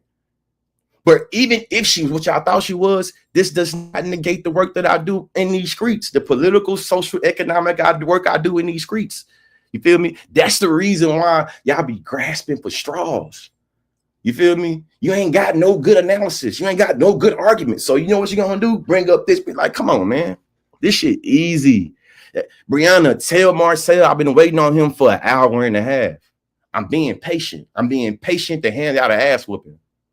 Let Marcel know it's 6,000 people in this live stream right now waiting on him to get dun-dun-dun, dun-dun-dun. Tell him to come on.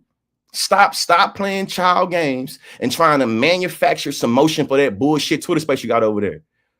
If you want to debate consciously, the same exact platform you was talking that shit on is the same platform and get your ass busted on. It's that simple. It's that simple. It's not even, it's not arithmetic. It's not complicated. The same exact, it's the same thing, man. It's the same thing. You feel me? I'm talking about Marcel ain't nowhere to be found. Marcel ain't nowhere to be found. You feel me? It is what it is. It is what it is, man. Not gonna pop up. You know what I'm saying? It ain't just not gonna pop up. Talking about you know what I mean? But what do I do? What do I do? Do you want me to give you my credentials? Yeah, this for y'all. This so y'all know who y'all dealing with, man. My name is George Lee. Most folks know me as Consciously. I'm born and raised in Bryan, College Station, Texas. Proud local native of Bryan, Texas, to be specific. I graduated high school in 2009. I got 2 master's degrees, a master's degree in human relations, a master's degree in adult and higher education. I got an undergraduate degree in African and African American studies. I got 7 years of experience of being a debate coach. I got 3 years of experience being a director of a debate program. I was a professor at the University of Oklahoma where I taught diversity, equity, inclusion, social work courses, as well as traveling the country and probably beating on y'all favorite institutions' ass in debate. I'm a father. I'm a husband. I love being from Texas. My motto is education is elevation. The reason why I make content is because I believe you do not have to have an SAT or an ACT or be able to do the admissions process to get access to higher education. So in making content, I hope to give information that people typically have to go through, you know what I'm saying, different type of process to go through there. If you in the comments section and you trying to debate, let's get to it. If you're trying to be a keyboard warrior, have at it. Like, I'm not. Hey, listen, man. Sodomai Tommy. If you like, listen, man, I'm with the smoke right now. You feel me? Ain't nobody popping up. Ain't nobody talking about doing nothing. That's ain't nobody talking about doing nothing. I've been live for an hour and a half. It's me versus an entirety of a group. Consciously versus FBA. I've been standing right here. I'm talking about intellectually standing on business. Saying, hey, I ain't hard to find, man. I'm not hard to find. The same way y'all can hop in my comments, mentions, making pseudo intellectual claims, making these quote unquote fallacies. It's like, come on, man. Man, listen, man. Come on, man. Listen, man. Consciously do what he got. I'm right here. You feel me? I'm right here. You're not dealing with no flunky on Twitter. You're not dealing with a regular everyday nigga. I work very hard for my platform, the same platform that you and your flunky buddies hopped up in, popping that shit. So the same place y'all sent that, come on right now. A Twitter space, man, y'all acting like children. Somebody called you out and said, come to the park. You said, I ain't going to the park. Meet me at the school. Man, come to the park. No, I ain't going to the park. Meet me in the street. Man, come where I'm at. Come where I'm at. Yeah, Bryan, Texas, named after a white man. As a matter of fact, the white man is named after probably was the ones that own my family, not only in the sharecropping system, but also when we was, you know what I'm saying, in plantation. You know what I mean? Like, I'm born and raised in the same city that my people used to work the land in. You feel me? William J. Bryan, who my city named after, to be specific. He was a slave master. Feel me? I'm talking about, man, listen, man. I got so many fans that hate me, that they show up out of hate, but they don't recognize that they giving me more engagement and more emotion. And Marcel ain't nowhere to be found. You know, why the fuck does that matter? It matters because the individuals that take on the visibility and take on the threat to do the work typically be the ones that be the most visible to catch the strays. So when I'm out here doing work, you feel me, for the Black community, specifically, politically, socially, economically, reproductive freedom, the environment, criminal justice, you name it, it's niggas in the FBA particularly that love to do the same thing that white folks do. Try to delegitimize niggas that's doing real work. You feel me? That's why this matters. This matters because the dialogue we have on the internet, it tends to impact how we position ourselves in real life, and it definitely impacts how politics work.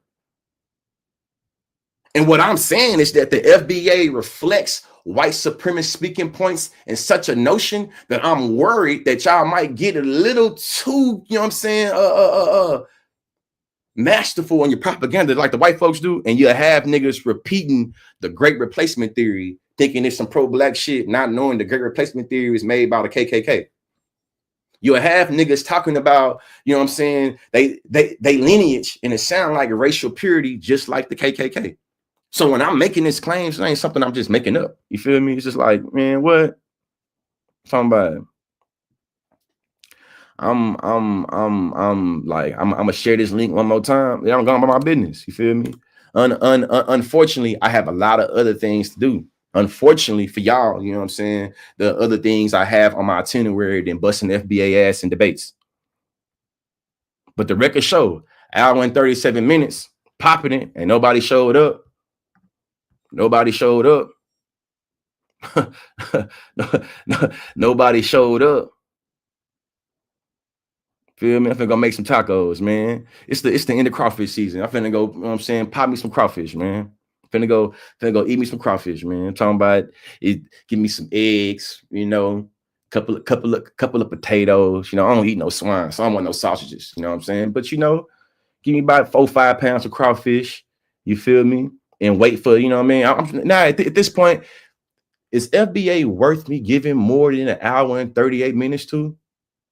Do I waste another afternoon chasing around niggas that's been trying to challenge me in a debate? Now do I want to spend more time? We'll see. I figure it out. I figure it out, man. Figure it out. You know what I'm saying? Damo, well, yeah, Damo, come talk to me, bro. Come talk to me. FBA victim mentality is wild. Damo, bro, hey, an hour and 38 minutes. One man making straight arguments about the law, about practices, about ideologies.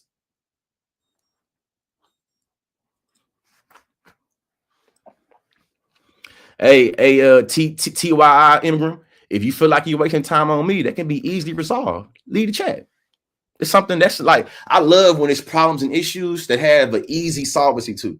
You feel me? If you even have to negotiate, you know what I'm saying? If me, I'm wasting your time, just leave the chat. It's easy. That's something. And too, you look old as fuck in the face. You like you old to be my daddy and my grandpa or something. You feel me? I'm my grandpa because you ain't that old, but like my uncle or something. Shit, you a grown ass man can make the decision. You can make a decision whether you believe, you feel me, I'm a waste of your time or not. I believe your experience in life should make it where it gives you the way to make a great decision. Feel me? Sham. You like somebody I would love to beat the brakes off of in a debate. So instead of me having to debate myself, Sham, you come up here and get your ass smacked on. Come on. Let me wipe the floor with you. And we can see. Wipe the floor. It's the same link. The same link, man. The same link. I got the same 8 arguments, man. The same 8 arguments. The same 8 arguments.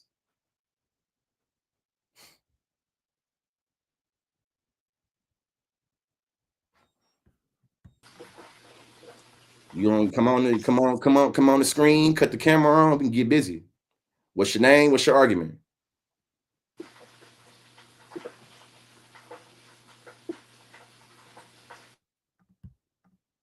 Telling you, man. Hey, Damo, man, you see this? Damo. Say, man, I'm talking about I'm not, feel me? You on the line with your beef? Cut the camera on, let's get it. I'm telling y'all, man, like, bro, Damo. Your mic on, it's on mute. Can I unmute? What up? Hello, bro, can you hear me? I can hear you, bro. This been the easiest 20v1 I ever been a part of. Easiest 20v1 I ever been a part of. The main nigga that was saying he wanted to do something, bro, he acting like he a middle school. Come meet me at the park. I don't want to meet you at the park. Come meet me in the street. I don't know, bro, because, you know, we traveled the country doing this shit. You know what I'm saying? Like, we went coast to coast. We was on campus, whatever. So I didn't know that you had to be on one particular platform to be able to make your argument. I didn't know that because it's not, like, niggas don't think they own, I guess they think they only sound smart on Twitter. Is that what it is? Like, you only make sense on Twitter. That's dumb. Only make sense in Twitter Spaces. Right. And it's like, cool, like, niggas ain't trying to sit on no party line with niggas, you know what I'm saying? Like, it goes from like, bro, we already have a very adversarial relationship we've created. Let's go on and follow through with it in debate. I'm not trying to have no conversations and discussions with you right now. Maybe we can be friendly later on, but right now it's go time. I don't want to hear nothing about that. You feel me? I got 8 arguments. I made the 8 arguments multiple times. But I want to make one thing clear though, because it's like, niggas, I've been listening to the conversation, I've been reading shit in the chats, and it's like the fact that niggas try to make FBA as like this fundamental key factor, like this is what unity look like. Like, nah, bro. Like, first of all, foundational Black American is dumb because Black is already foundational to America. It's already, niggas don't even recognize that we already got to quantify our Americanness by putting Black on it, right? Because you don't see motherfuckers running around talking about foundational white Americans. Yeah. Because they understand that whiteness is already key to what America is. So if niggas is running around saying that Blackness is foundational to America, then being Black, period. Just embracing Black, period. Hey, Ty, I'm gonna say something sweet, Ty. I'm gonna say something real crazy to you, bro. Bring your old ass on this little live stream, and I'm gonna show you what a young nigga should have did to you when you was my age. Come on this live stream. We can get real busy. We can talk about it. Come on, Mr. Ingram. I'm gonna show you that I wish you would have came across a nigga like me when you was my age, and maybe at your old age you wouldn't make these type of claims in my comment section. So come on, but hold on, bro, you gotta recognize, like, you gotta look for keywords. When niggas is going around talking about niggas as shields and all that shit, that is inner. Bro, that's his ass. That's an internet script talking point. Nigga, like the Democratic shield, like all of that shit. Niggas only say that shit because they not equipped to actually deal with the conversation. Man, you know what I mean? Because if you're talking about shields, if niggas talking about shields, these white supremacist, white nationalist talking points niggas is running with, like niggas is conservative shields, like a motherfucker. Like you got niggas, again, you got niggas running around like embrace it. Like what did Malcolm X say about America? You know what I'm saying? Like we supposed to be black nationalists. Black nationalists is naturally a misnomer. We black nationalists. We not American nationalists. We black nationalists. And black nationalists is inherently a misnomer because black nationalism is inherently Pan-African. Hey, and the foundation of America is inherently anti-black. As a matter of fact, inherently anti-black. America was made in opposition to black people. I'm gonna read it one more time. I read it. This comes from the Dred Scott decision. On contrary, that black people at the time of America's founding considered as insubordinate in an inferior class of beings. The time of America's founding to all the foundational black people considered as subordinate and inferior. What about America makes you want to redeem it so much after it has called you inferior, subordinate, slave, that you want to bang being American against other niggas? Oh, fuck you, Jamaican. That don't make sense. They telling you what they think, what the founding fathers believe about the foundational niggas that was here. So now you arguing with other niggas being my master better. The American plantation better than the Trinidad Tobago plantation. Then the African plantation, then the European plantation. You know what I'm saying? The plantation that we on, our white people much better than all these. Like what? That's what I hear. That's what I hear. What is revolutionary about that? What is counter-hegemonic about that? If y'all want to talk about a lineage, nigga, our lineage is connected to the continent of Africa. Anything that you do to distance yourself from that lineage is inherently anti-black. Period. You creating an adversarial relationship with people that look more like you. Hold on, we got right here. I see Jeffrey back there. What you got, Jeffrey? What you got for us? Young men, I want to commend you for standing on business, bringing receipts, and again, I applaud what you're doing. Like it's good work. I would, as an older gentleman, yes, sir. Someone been around this, been around the sun 56 times. I would just say that no, I clearly understand your motives for having to be out here on these streets and having somebody show up or not. I get that completely. Sure. What I would say to you is that I've been thinking about this since I got out of the Army in 2012. Right? Spent a lot of time doing some things I'm not necessarily that proud of as far as country, God and country. I don't say this stuff lightly, but I've been all over the world. I've been in interactions with different people from different places.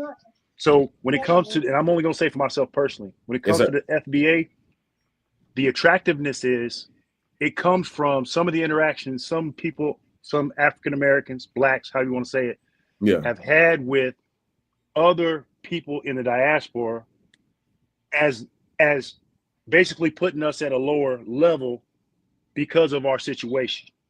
Like you said, the same white supremacist things that they're trumpeting, some of those same others coming from the motherland that, by the way, didn't send the ship. No, I'm trying to keep it 100. They use the same talking point that the white man today is saying about, well, look at their neighborhoods, look at how this is, look at their schools, look at all that, but they don't have the generational scars over here in the wilderness of North America. They don't understand, like you said, you from Bryan College, Texas. Bryan College Station, right? Texas. I'm from Fort Worth. My mama's from Sherman. Yeah. My father is from St. Tammany Parish, Louisiana. Yeah. Right. Yeah. So, we might be cousins, man. Straight up. But we understand one another. Yes, sir. And sometimes I think it happens that people who are not coming from that commonality we have here, we take offense at the slights that have been coming towards us. And there's an attractiveness to, well, okay, so you got heat for me, I got heat for you. And again, them not understanding the 14th Amendment, what it really meant. They don't clearly understand that, like you said, how many times has this flawed document had to be amended? How many times? 20 times, dog. And if you actually go back and do the actual reading for what was happening contemporaneously, they didn't expect it to last more than 50 years. Oh yeah, supposed to be a breathing document. It's literally said, hey, dead man should not govern the lives of living people. That's literally what the founding fathers said. That's exactly as Thomas Jefferson. Literally straight from the thing. So for me, it's like, man, like, so they don't understand. They don't understand it. Quite frankly, even the Constitution, it, like you said, this system wasn't made for us. Was not made for us. It's made. The 13th, 14th, 15th Amendments were accommodations made for us. Trying to put us in there. Trying to. And they're wedging us in there. But then what do? The federal government abandons us. Yeah. We end up having to go through 150 years more hell to try to get stuff straight. The United States didn't become a true democracy until the Voting Rights Act. To the Voting Rights Act. And think about how many times they circumvented that. Think about how many times they've been able to roll back those things. So for me, it's just like, hey, man, they already having a lot of different policies that's having a disproportionate impact on how we live our lives. Yes. No, me and you in Texas, so we know what time it is. We know what time it is. We know what time it is. This state, they keep saying purple. Straight up, this state shouldn't be purple. And we know, and here's the thing. The problem is with us in Texas is we don't have a unity. The gray boys have been able to play us against ourselves for too long. We got too much anti-blackness in our Latino, Hispanic brothers and sisters over there in that community. We got too much of it. You know what I'm talking about. I know you know what I'm talking about. For sure, you got some joke. Old girl who got who hung herself. They say hung herself. Remember that? Yeah. I forget her name exactly. Kendra Bland. That was a Mexican that state trooper. Yeah, man. You know that any agent of the law, man, they're gonna be willing to always, you know what I'm saying? I think that there is a notion of anti-black violence that is always necessitated by the state that is cool. So even when we think about those 5 brothers that beat up, you know what I'm saying, that beat the death that in Memphis, to me, it's like, hey, and it's no disrespect at all, but it's thinking about, hey, if you are a trash man, there's certain things that come with the job, regardless of how clean you want to be, it comes with the job. It's certain things that come with being an agent of the state, it comes with the job. Yes, you know, because you are, and the state is inherently built. I mean, it's built on our backs for a reason. People don't understand that when I say we, our ancestors constituted the greatest concentration of wealth in the United States prior to the Civil War. Yeah, you could add up gold, you could add up railroads, you can add up everything else. The basis of the economy here, the basis of everything here is off of us. So again, I just wanted to call and tell you, hey, keep it up. And I'm hoping, because see, my theory of the case is that until we have a reconciliation, if we don't do something to the style of a South Africa, we're gonna keep these built-in problems that we have, these built-in divisions, these faults, they're built in. They're designed trap doors. They're designed for us to get caught up in. And until we, everybody understands, like, hey, this is hurting you more. This is hurting you just as much, Mr. White Man, Mr. White Lady. Yeah. Right. But see, they've had them since the 1600s, thinking they're something, because they were afraid of poor blacks and poor whites coming together back then. For sure. That's where this whole white thing comes from. For sure. Whole idea. Yeah, definitely. And just knowing, like, you know, as somebody that traveled for about 13 years across the country, just debating, you know what I mean? Debating at a very top level, a lot of the questions about nationality, a lot of questions about power, a lot of questions about liberation is questions I grapple with, like, literally my whole adult life. From the time I was 18 to now, it's something I've really been grappling with. So when I start thinking about, you know, Black nationalism, I think about the things I like about it. I think about the things I critique about it. You know what I'm saying? To me, it's like, what I got from what you're taking is that something that I feel like I'm more sympathetic to now that you've played it that way. But it's like, okay, FBA's beef is recognizing the world is anti-Black. The world loves to borrow from Black people. The world loves to use our culture, but not give us any credit. Even when thinking about how some people in the continent look at our culture, they'll accuse us of cultural appropriation for wearing dashiki, but nigga, you got on a do-rag and some Jordans. You know what I'm saying? I get that. My beef is like you can walk and chew gum at the same time. I can make a critique and criticism about how other people in the diaspora has bought into black inferiority when it comes to African Americans without side white supremacists. I can be like, hey, Nigerian brothers and sisters, I see y'all talk about y'all parents telling y'all when y'all take y'all ass over to America, do not mingle with the niggas over there. They gonna get you pregnant. They're gonna have you selling drugs. We can have that conversation. I'm not being naive and acting like they're not teaching things over there that's anti-us. Right. That's not the argument. My argument is, I know. Should not be like, I'm going with the white folks, or your conclusion also shouldn't be like, so fuck them in every instance. Because we got to account for the Kwame Nkrumahs. We got to account for the Patrice Lumumbas. We got to account for all of the West African leaders that were actual Pan-African. We got to account for right now in the status quo. Nigeria and Ghana got a full-blown program that's encouraging African Americans to come get dual citizenship and to invest in these countries. Right. Absolutely. But see, like you were saying, look at what they're trying to do with Ibrahim Traore right now. Look at what they're trying to the same CIA playbook they're trying to pull right now. The same playbook.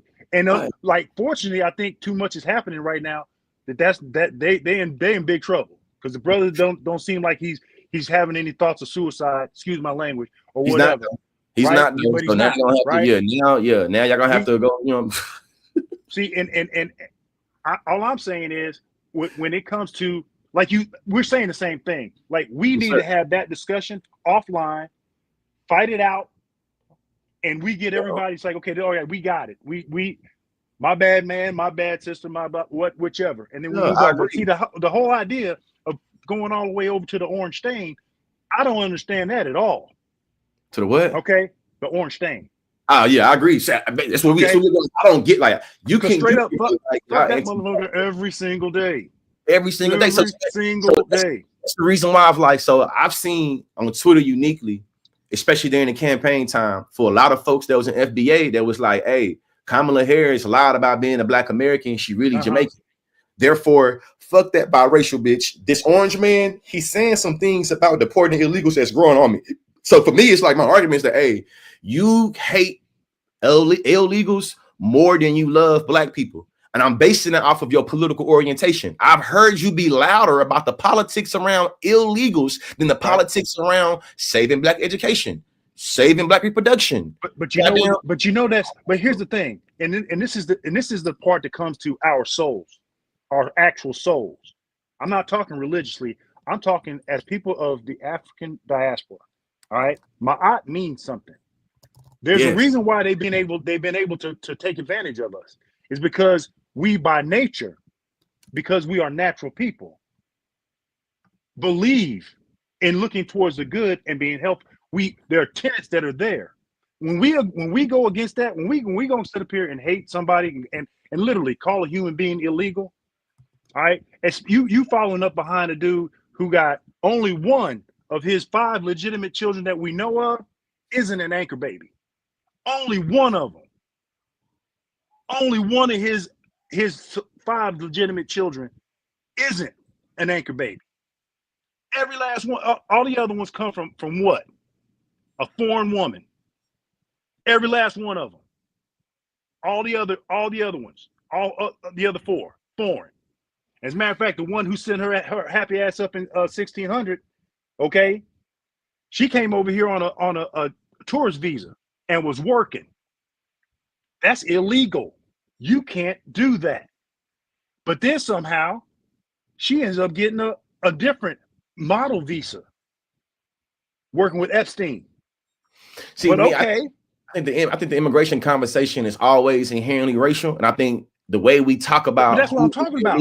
Not illegal to me, it's always been racial. So when I think about illegals versus who not illegals, to me, it's already racial. Even think about it right now. So the people of El Salvador and the people of Costa Rica and a lot of folks that's coming from South America, they're doing it to try to come to America to get what?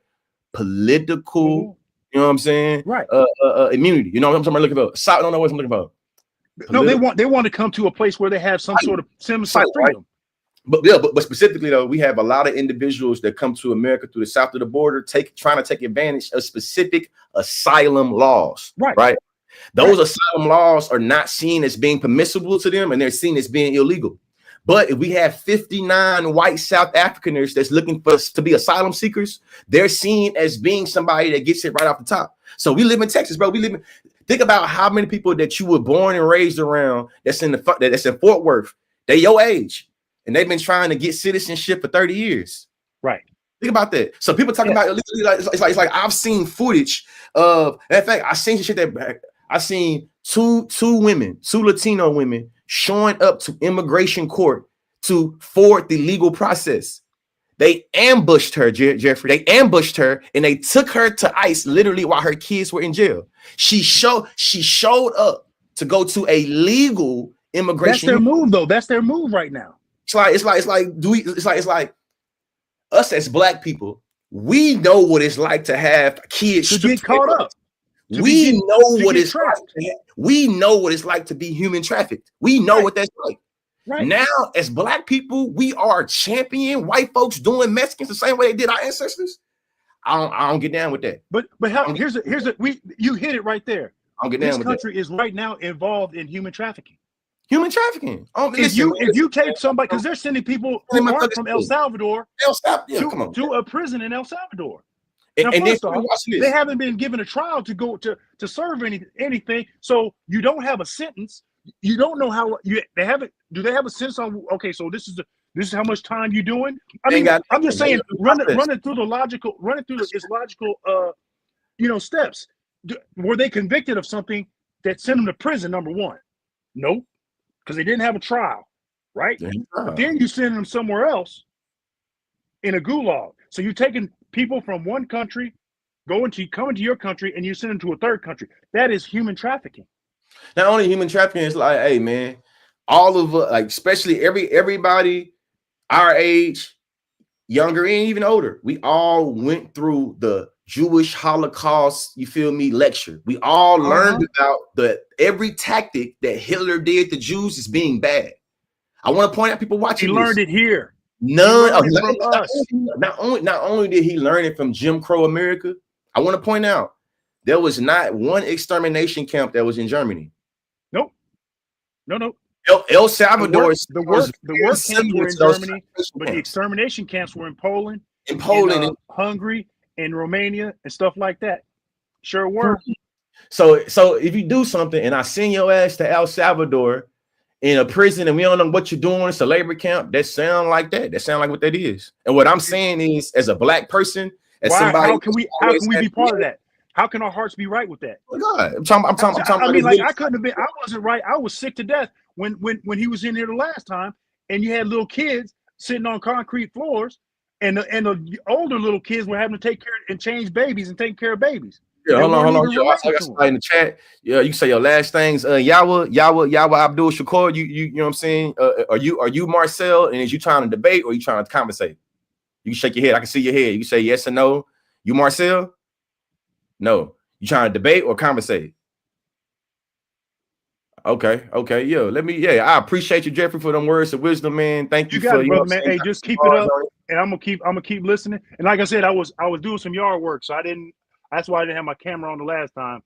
I was back behind electrical lawnmower. So yeah, just keep it going strong, brother. And like I said, as one of the young leaders, we got to come up with, you know what I'm saying? Like, we got to come up with things that get us past this part and get to the other work that you've been doing. And sometimes you got to get through it. Sometimes you got to show. Sometimes you got to show. You got to show them.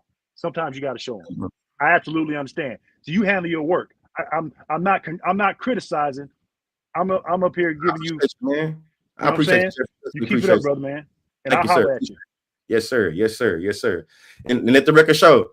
Oogly, Marcel has not come up yet. Marcel ain't came through yet. You know what I'm saying? I've been on live stream for 2 hours. They was quoting Drake, talking shit to Meek Mill, listening to AR Ab and all this old shit. Now consciously been live for 2 hours. Marcel is over there circle jerking on a Twitter space. Apparently his logic and his argumentation can only be deployed on a Twitter space. For some reason, I can go to consciouslee's page and talk shit to him about him, but if I wanted to debate him, he got to go to some random Twitter space. Man, missing with that bullshit, man. It's my last one, then I'm gone. I got, you know what I'm saying? I got kids, you feel me? Shout out to you, bro. Peace, brother. Can you hear me? Yeah, I can hear you. Peace. For sure. I know you've been on a long time, you know what I'm saying? I just wanted to come in, you know what I'm saying, and shout you out for what you're doing. Also, wanted to use this time to, I guess, advocate for the AAPRP, the All African People's Revolutionary Party, which I'm a part of, you know what I mean, the Pan-African. You know, you was talking that good Pan-African shit, you know what I'm saying? So I just wanted to shout you out for Oklahoma. And also emphasize... You from Oklahoma? Yup. What Oklahoma you in? Tulsa now. I'm from Lawton, though. Oh, man, I spent 13 years in Oklahoma. I was a professor at the University of Oklahoma. I'm going to be in Oklahoma City for Juneteenth on the East, hosting, you know what I'm saying, Big Crit. Oklahoma, my second home, bro. For sure. Oklahoma, man. Also wanted to just emphasize, and I don't know if you hit on it, but also just wanted to emphasize like the inherent anti-blackness of capitalism. So to our need to organize against that as a close yours. Yeah, cook. You got it. Close yours. Yeah. So basically, like the capitalism that we see right now, that's kind of like fucking everybody over, white, black, this, that, and the third. It was built off of the enslavement of Africans. So like to get to the root of the real problem, like it's gonna take the Pan-African unity, not in the way that's like yeah, we can't copy the white man's playbook to liberate us, basically. No, hell no. And not at all. The All African People's Revolutionary Party is, you mentioned Nkrumah and Kwame Ture. That's what we on, Pan-African socialism. So yeah, man.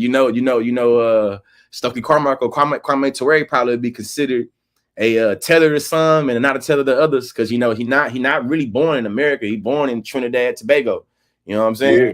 But in my opinion, shit, he did more work for black people liberation than a whole bunch of niggas put together that was born and raised here in America. So the reason why I'm having this critique versus FBA, because I don't think that it prioritizes work. It prioritizes a lot of these menial distinctions about lineage and about immigration or about other shit that don't really put a lot of value on the work you're doing. How are you leading black folks to liberation? How are you leading black folks to progression? Or you only talking shit to the black immigrants? What does that do for niggas in education? Or does that do for niggas in reproduction? Or does that do for niggas in social justice? It don't do nothing? Oh, damn, that's crazy. Hey, Bonkers, come on this live and let me skin your ass like a raccoon, bro. This shit I do easy, you feel me? Bonkers, I will show you the type of raccoon you is, and I will skin your ass 4K live right now in front of all 8,000 of these people. We can have a cool off. I can also empathize with it. I can empathize with him a little bit because I can listen, bro. The world anti-black. I get it. I get that the world loves to use the black struggle as a trampoline for their own struggles. I get that the world loves black American culture but hate black people. I get that. You see what I'm saying? Right. I get that. My bad, Bunkers. I'm so Bunkers. I'm so with the shits right now. I'm talking shit to everybody. Apologies, bro. Apologies. You ain't talking to me. Apologies, man. You catching strays and you ain't even. Apologies. My bad. I ain't mean to cut you off though, man. What you were saying? No, you straight. I was just gonna say. So like for me, I was military and I kind of got radicalized on my way out. You know what I'm saying? So I took like a FBA pipeline to get there. Basically, like we ended up, me and a few of my like friends or whatever, we made this petition, take it to the UN, basically on some like reparations for the African descendants of, you know what I'm saying, this, that, and the third. Yeah. And then once I got to the UN, it was a all African, or it was the permanent forum for people of African descent. I was like, oh shit, bro, we all fighting the same enemy types, and that's what it is. Like realizing like we not alone, bro. Like and we not gonna win solo. It's they got this shit on lock, bro. Definitely. And I know, like, to me, like, the reason why I've been thinking more international is because I've been thinking about the Congolese genocide, the Palestinian genocide, and the Sudanese genocide. Once I learned that the French and the English in America is a part of the same entities that's pushing, you know what I'm saying, instability in Congo or instability in Sudan or arming, you know what I'm saying, rebels, I started thinking about how our struggles are interconnected. I started thinking about the same entity that wants to kill Congolese people to get their minerals is the same entity that wants to lock up and kill niggas in America. Same. They in my hometown, Lawton, bro. They building a cobalt refinery. Like that's connecting the continent and genocide that's still going on with the Native American people here. You know what I'm saying? It's like, bro, going on here, bro. You from Oklahoma, so I know you know, bro. Like, man, it'd be like, because I spent 13 years in Oklahoma, I do know that, you know, Black Indians exist. You feel me? But I know that all Indians not Black. Right. You feel me? It's niggas that be thinking like them the fake Indians, real Indians. It be same thing. It'd be like they the fake Jews, we the real Jews. I'm thinking like, so niggas rather be anything than African. Yeah. You rather be you rather be Indian, you rather be Jewish, you rather be y'all doing all these things to distance yourself from being Black and being African. In the words of Malcolm X, who taught you to hate Africa? Who gave you this narrative of Africa and Africans to make it where you ain't fucking with it? Real shit. And he got another quote that hit me real hard. It was like the better your relationship and to Africa is, the better your relationship to yourself. Like and I feel that 100%. Like once I became a proud like African, you know what I mean, and learned my history, I was like, oh, I feel better about Blackness as a whole. You know what I mean? Because it's not something that you can't down talk Blackness to me. Like it's beautiful being Black. You know what I mean? But it comes from knowledge though. You know? Yeah, man. Well, shit. Appreciate you, bro. I'm about to thank you so much, man. I'm about to, you know what I'm saying, get off. I got some things to handle. Just letting the record show though. Shit, consciously stood on live for 2 hours, 10 minutes, and he popped this shit in the best way. You feel me? So good, it made it where the dudes that was talking that shit on Twitter uniquely in the mentions, saying you gonna do this, you gonna do that, never showed up. Never showed up. They gonna now when it's live stream over, they might go find different parts of the video, the clip. They're going to find little pictures to use my name, image, and likeness to get them some clicks, to get them some views, to get them some this, but they don't want to debate me, though. Don't want to debate me, though. I'm talking about being on this motherfucker damn near screaming for 2 hours. For 2 hours, damn near, they ain't came, I'm talking about the Marcel dude, nowhere to be found. The Greg dude, easy wash. You know what I'm saying? The dude I give the most respect to is my boy Third Coast Royalty. You know what I'm saying? Shout out to him. Hope he finishing this, you know what I'm saying? His Stuka right now. You know what I mean? Ebony, the same way you've been Twitter warring in my comment section is the same way you and Marcel could have got y'all head cracked at the same exact time. The same exact time. At the same exact time. The same way you coming in and making these comments is the same way you can take Marcel's space. You feel me? I go 10 extra minutes. If you feeling froggy, you can leap your ass up in here and take his ass before him.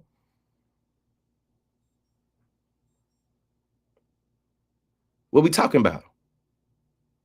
What we talking about? He tagged me hours ago, and I've been here for 2 hours waiting on him. He tagged me. I've been here 2 days. I'm 2 hours waiting on him. For the people watching this, I challenged anybody in the FBA to make some arguments. I challenged the entire movement. Me individually, I popped my shit on Twitter for 3 hours and nobody got into the mentions. The minute, yesterday was Friday night. The minute I go and enjoy my Friday night, y'all start talking like consciously ducking. Even Kill. Can you get on here and show me what he would do? Come on, man. Like, this man got so many cheerleaders. I ain't never seen cheerleaders pull up to a game and the people they cheering on ain't there. You know what I'm saying? Like, Marcel got cheerleaders, but he ain't gonna come here to perform. You feel me? Y'all, like, I don't know what we got going on here, man. This is shenanigans, man. You know what I'm saying? This is shenanigans, man. I told Marcel, nigga, meet me in the street.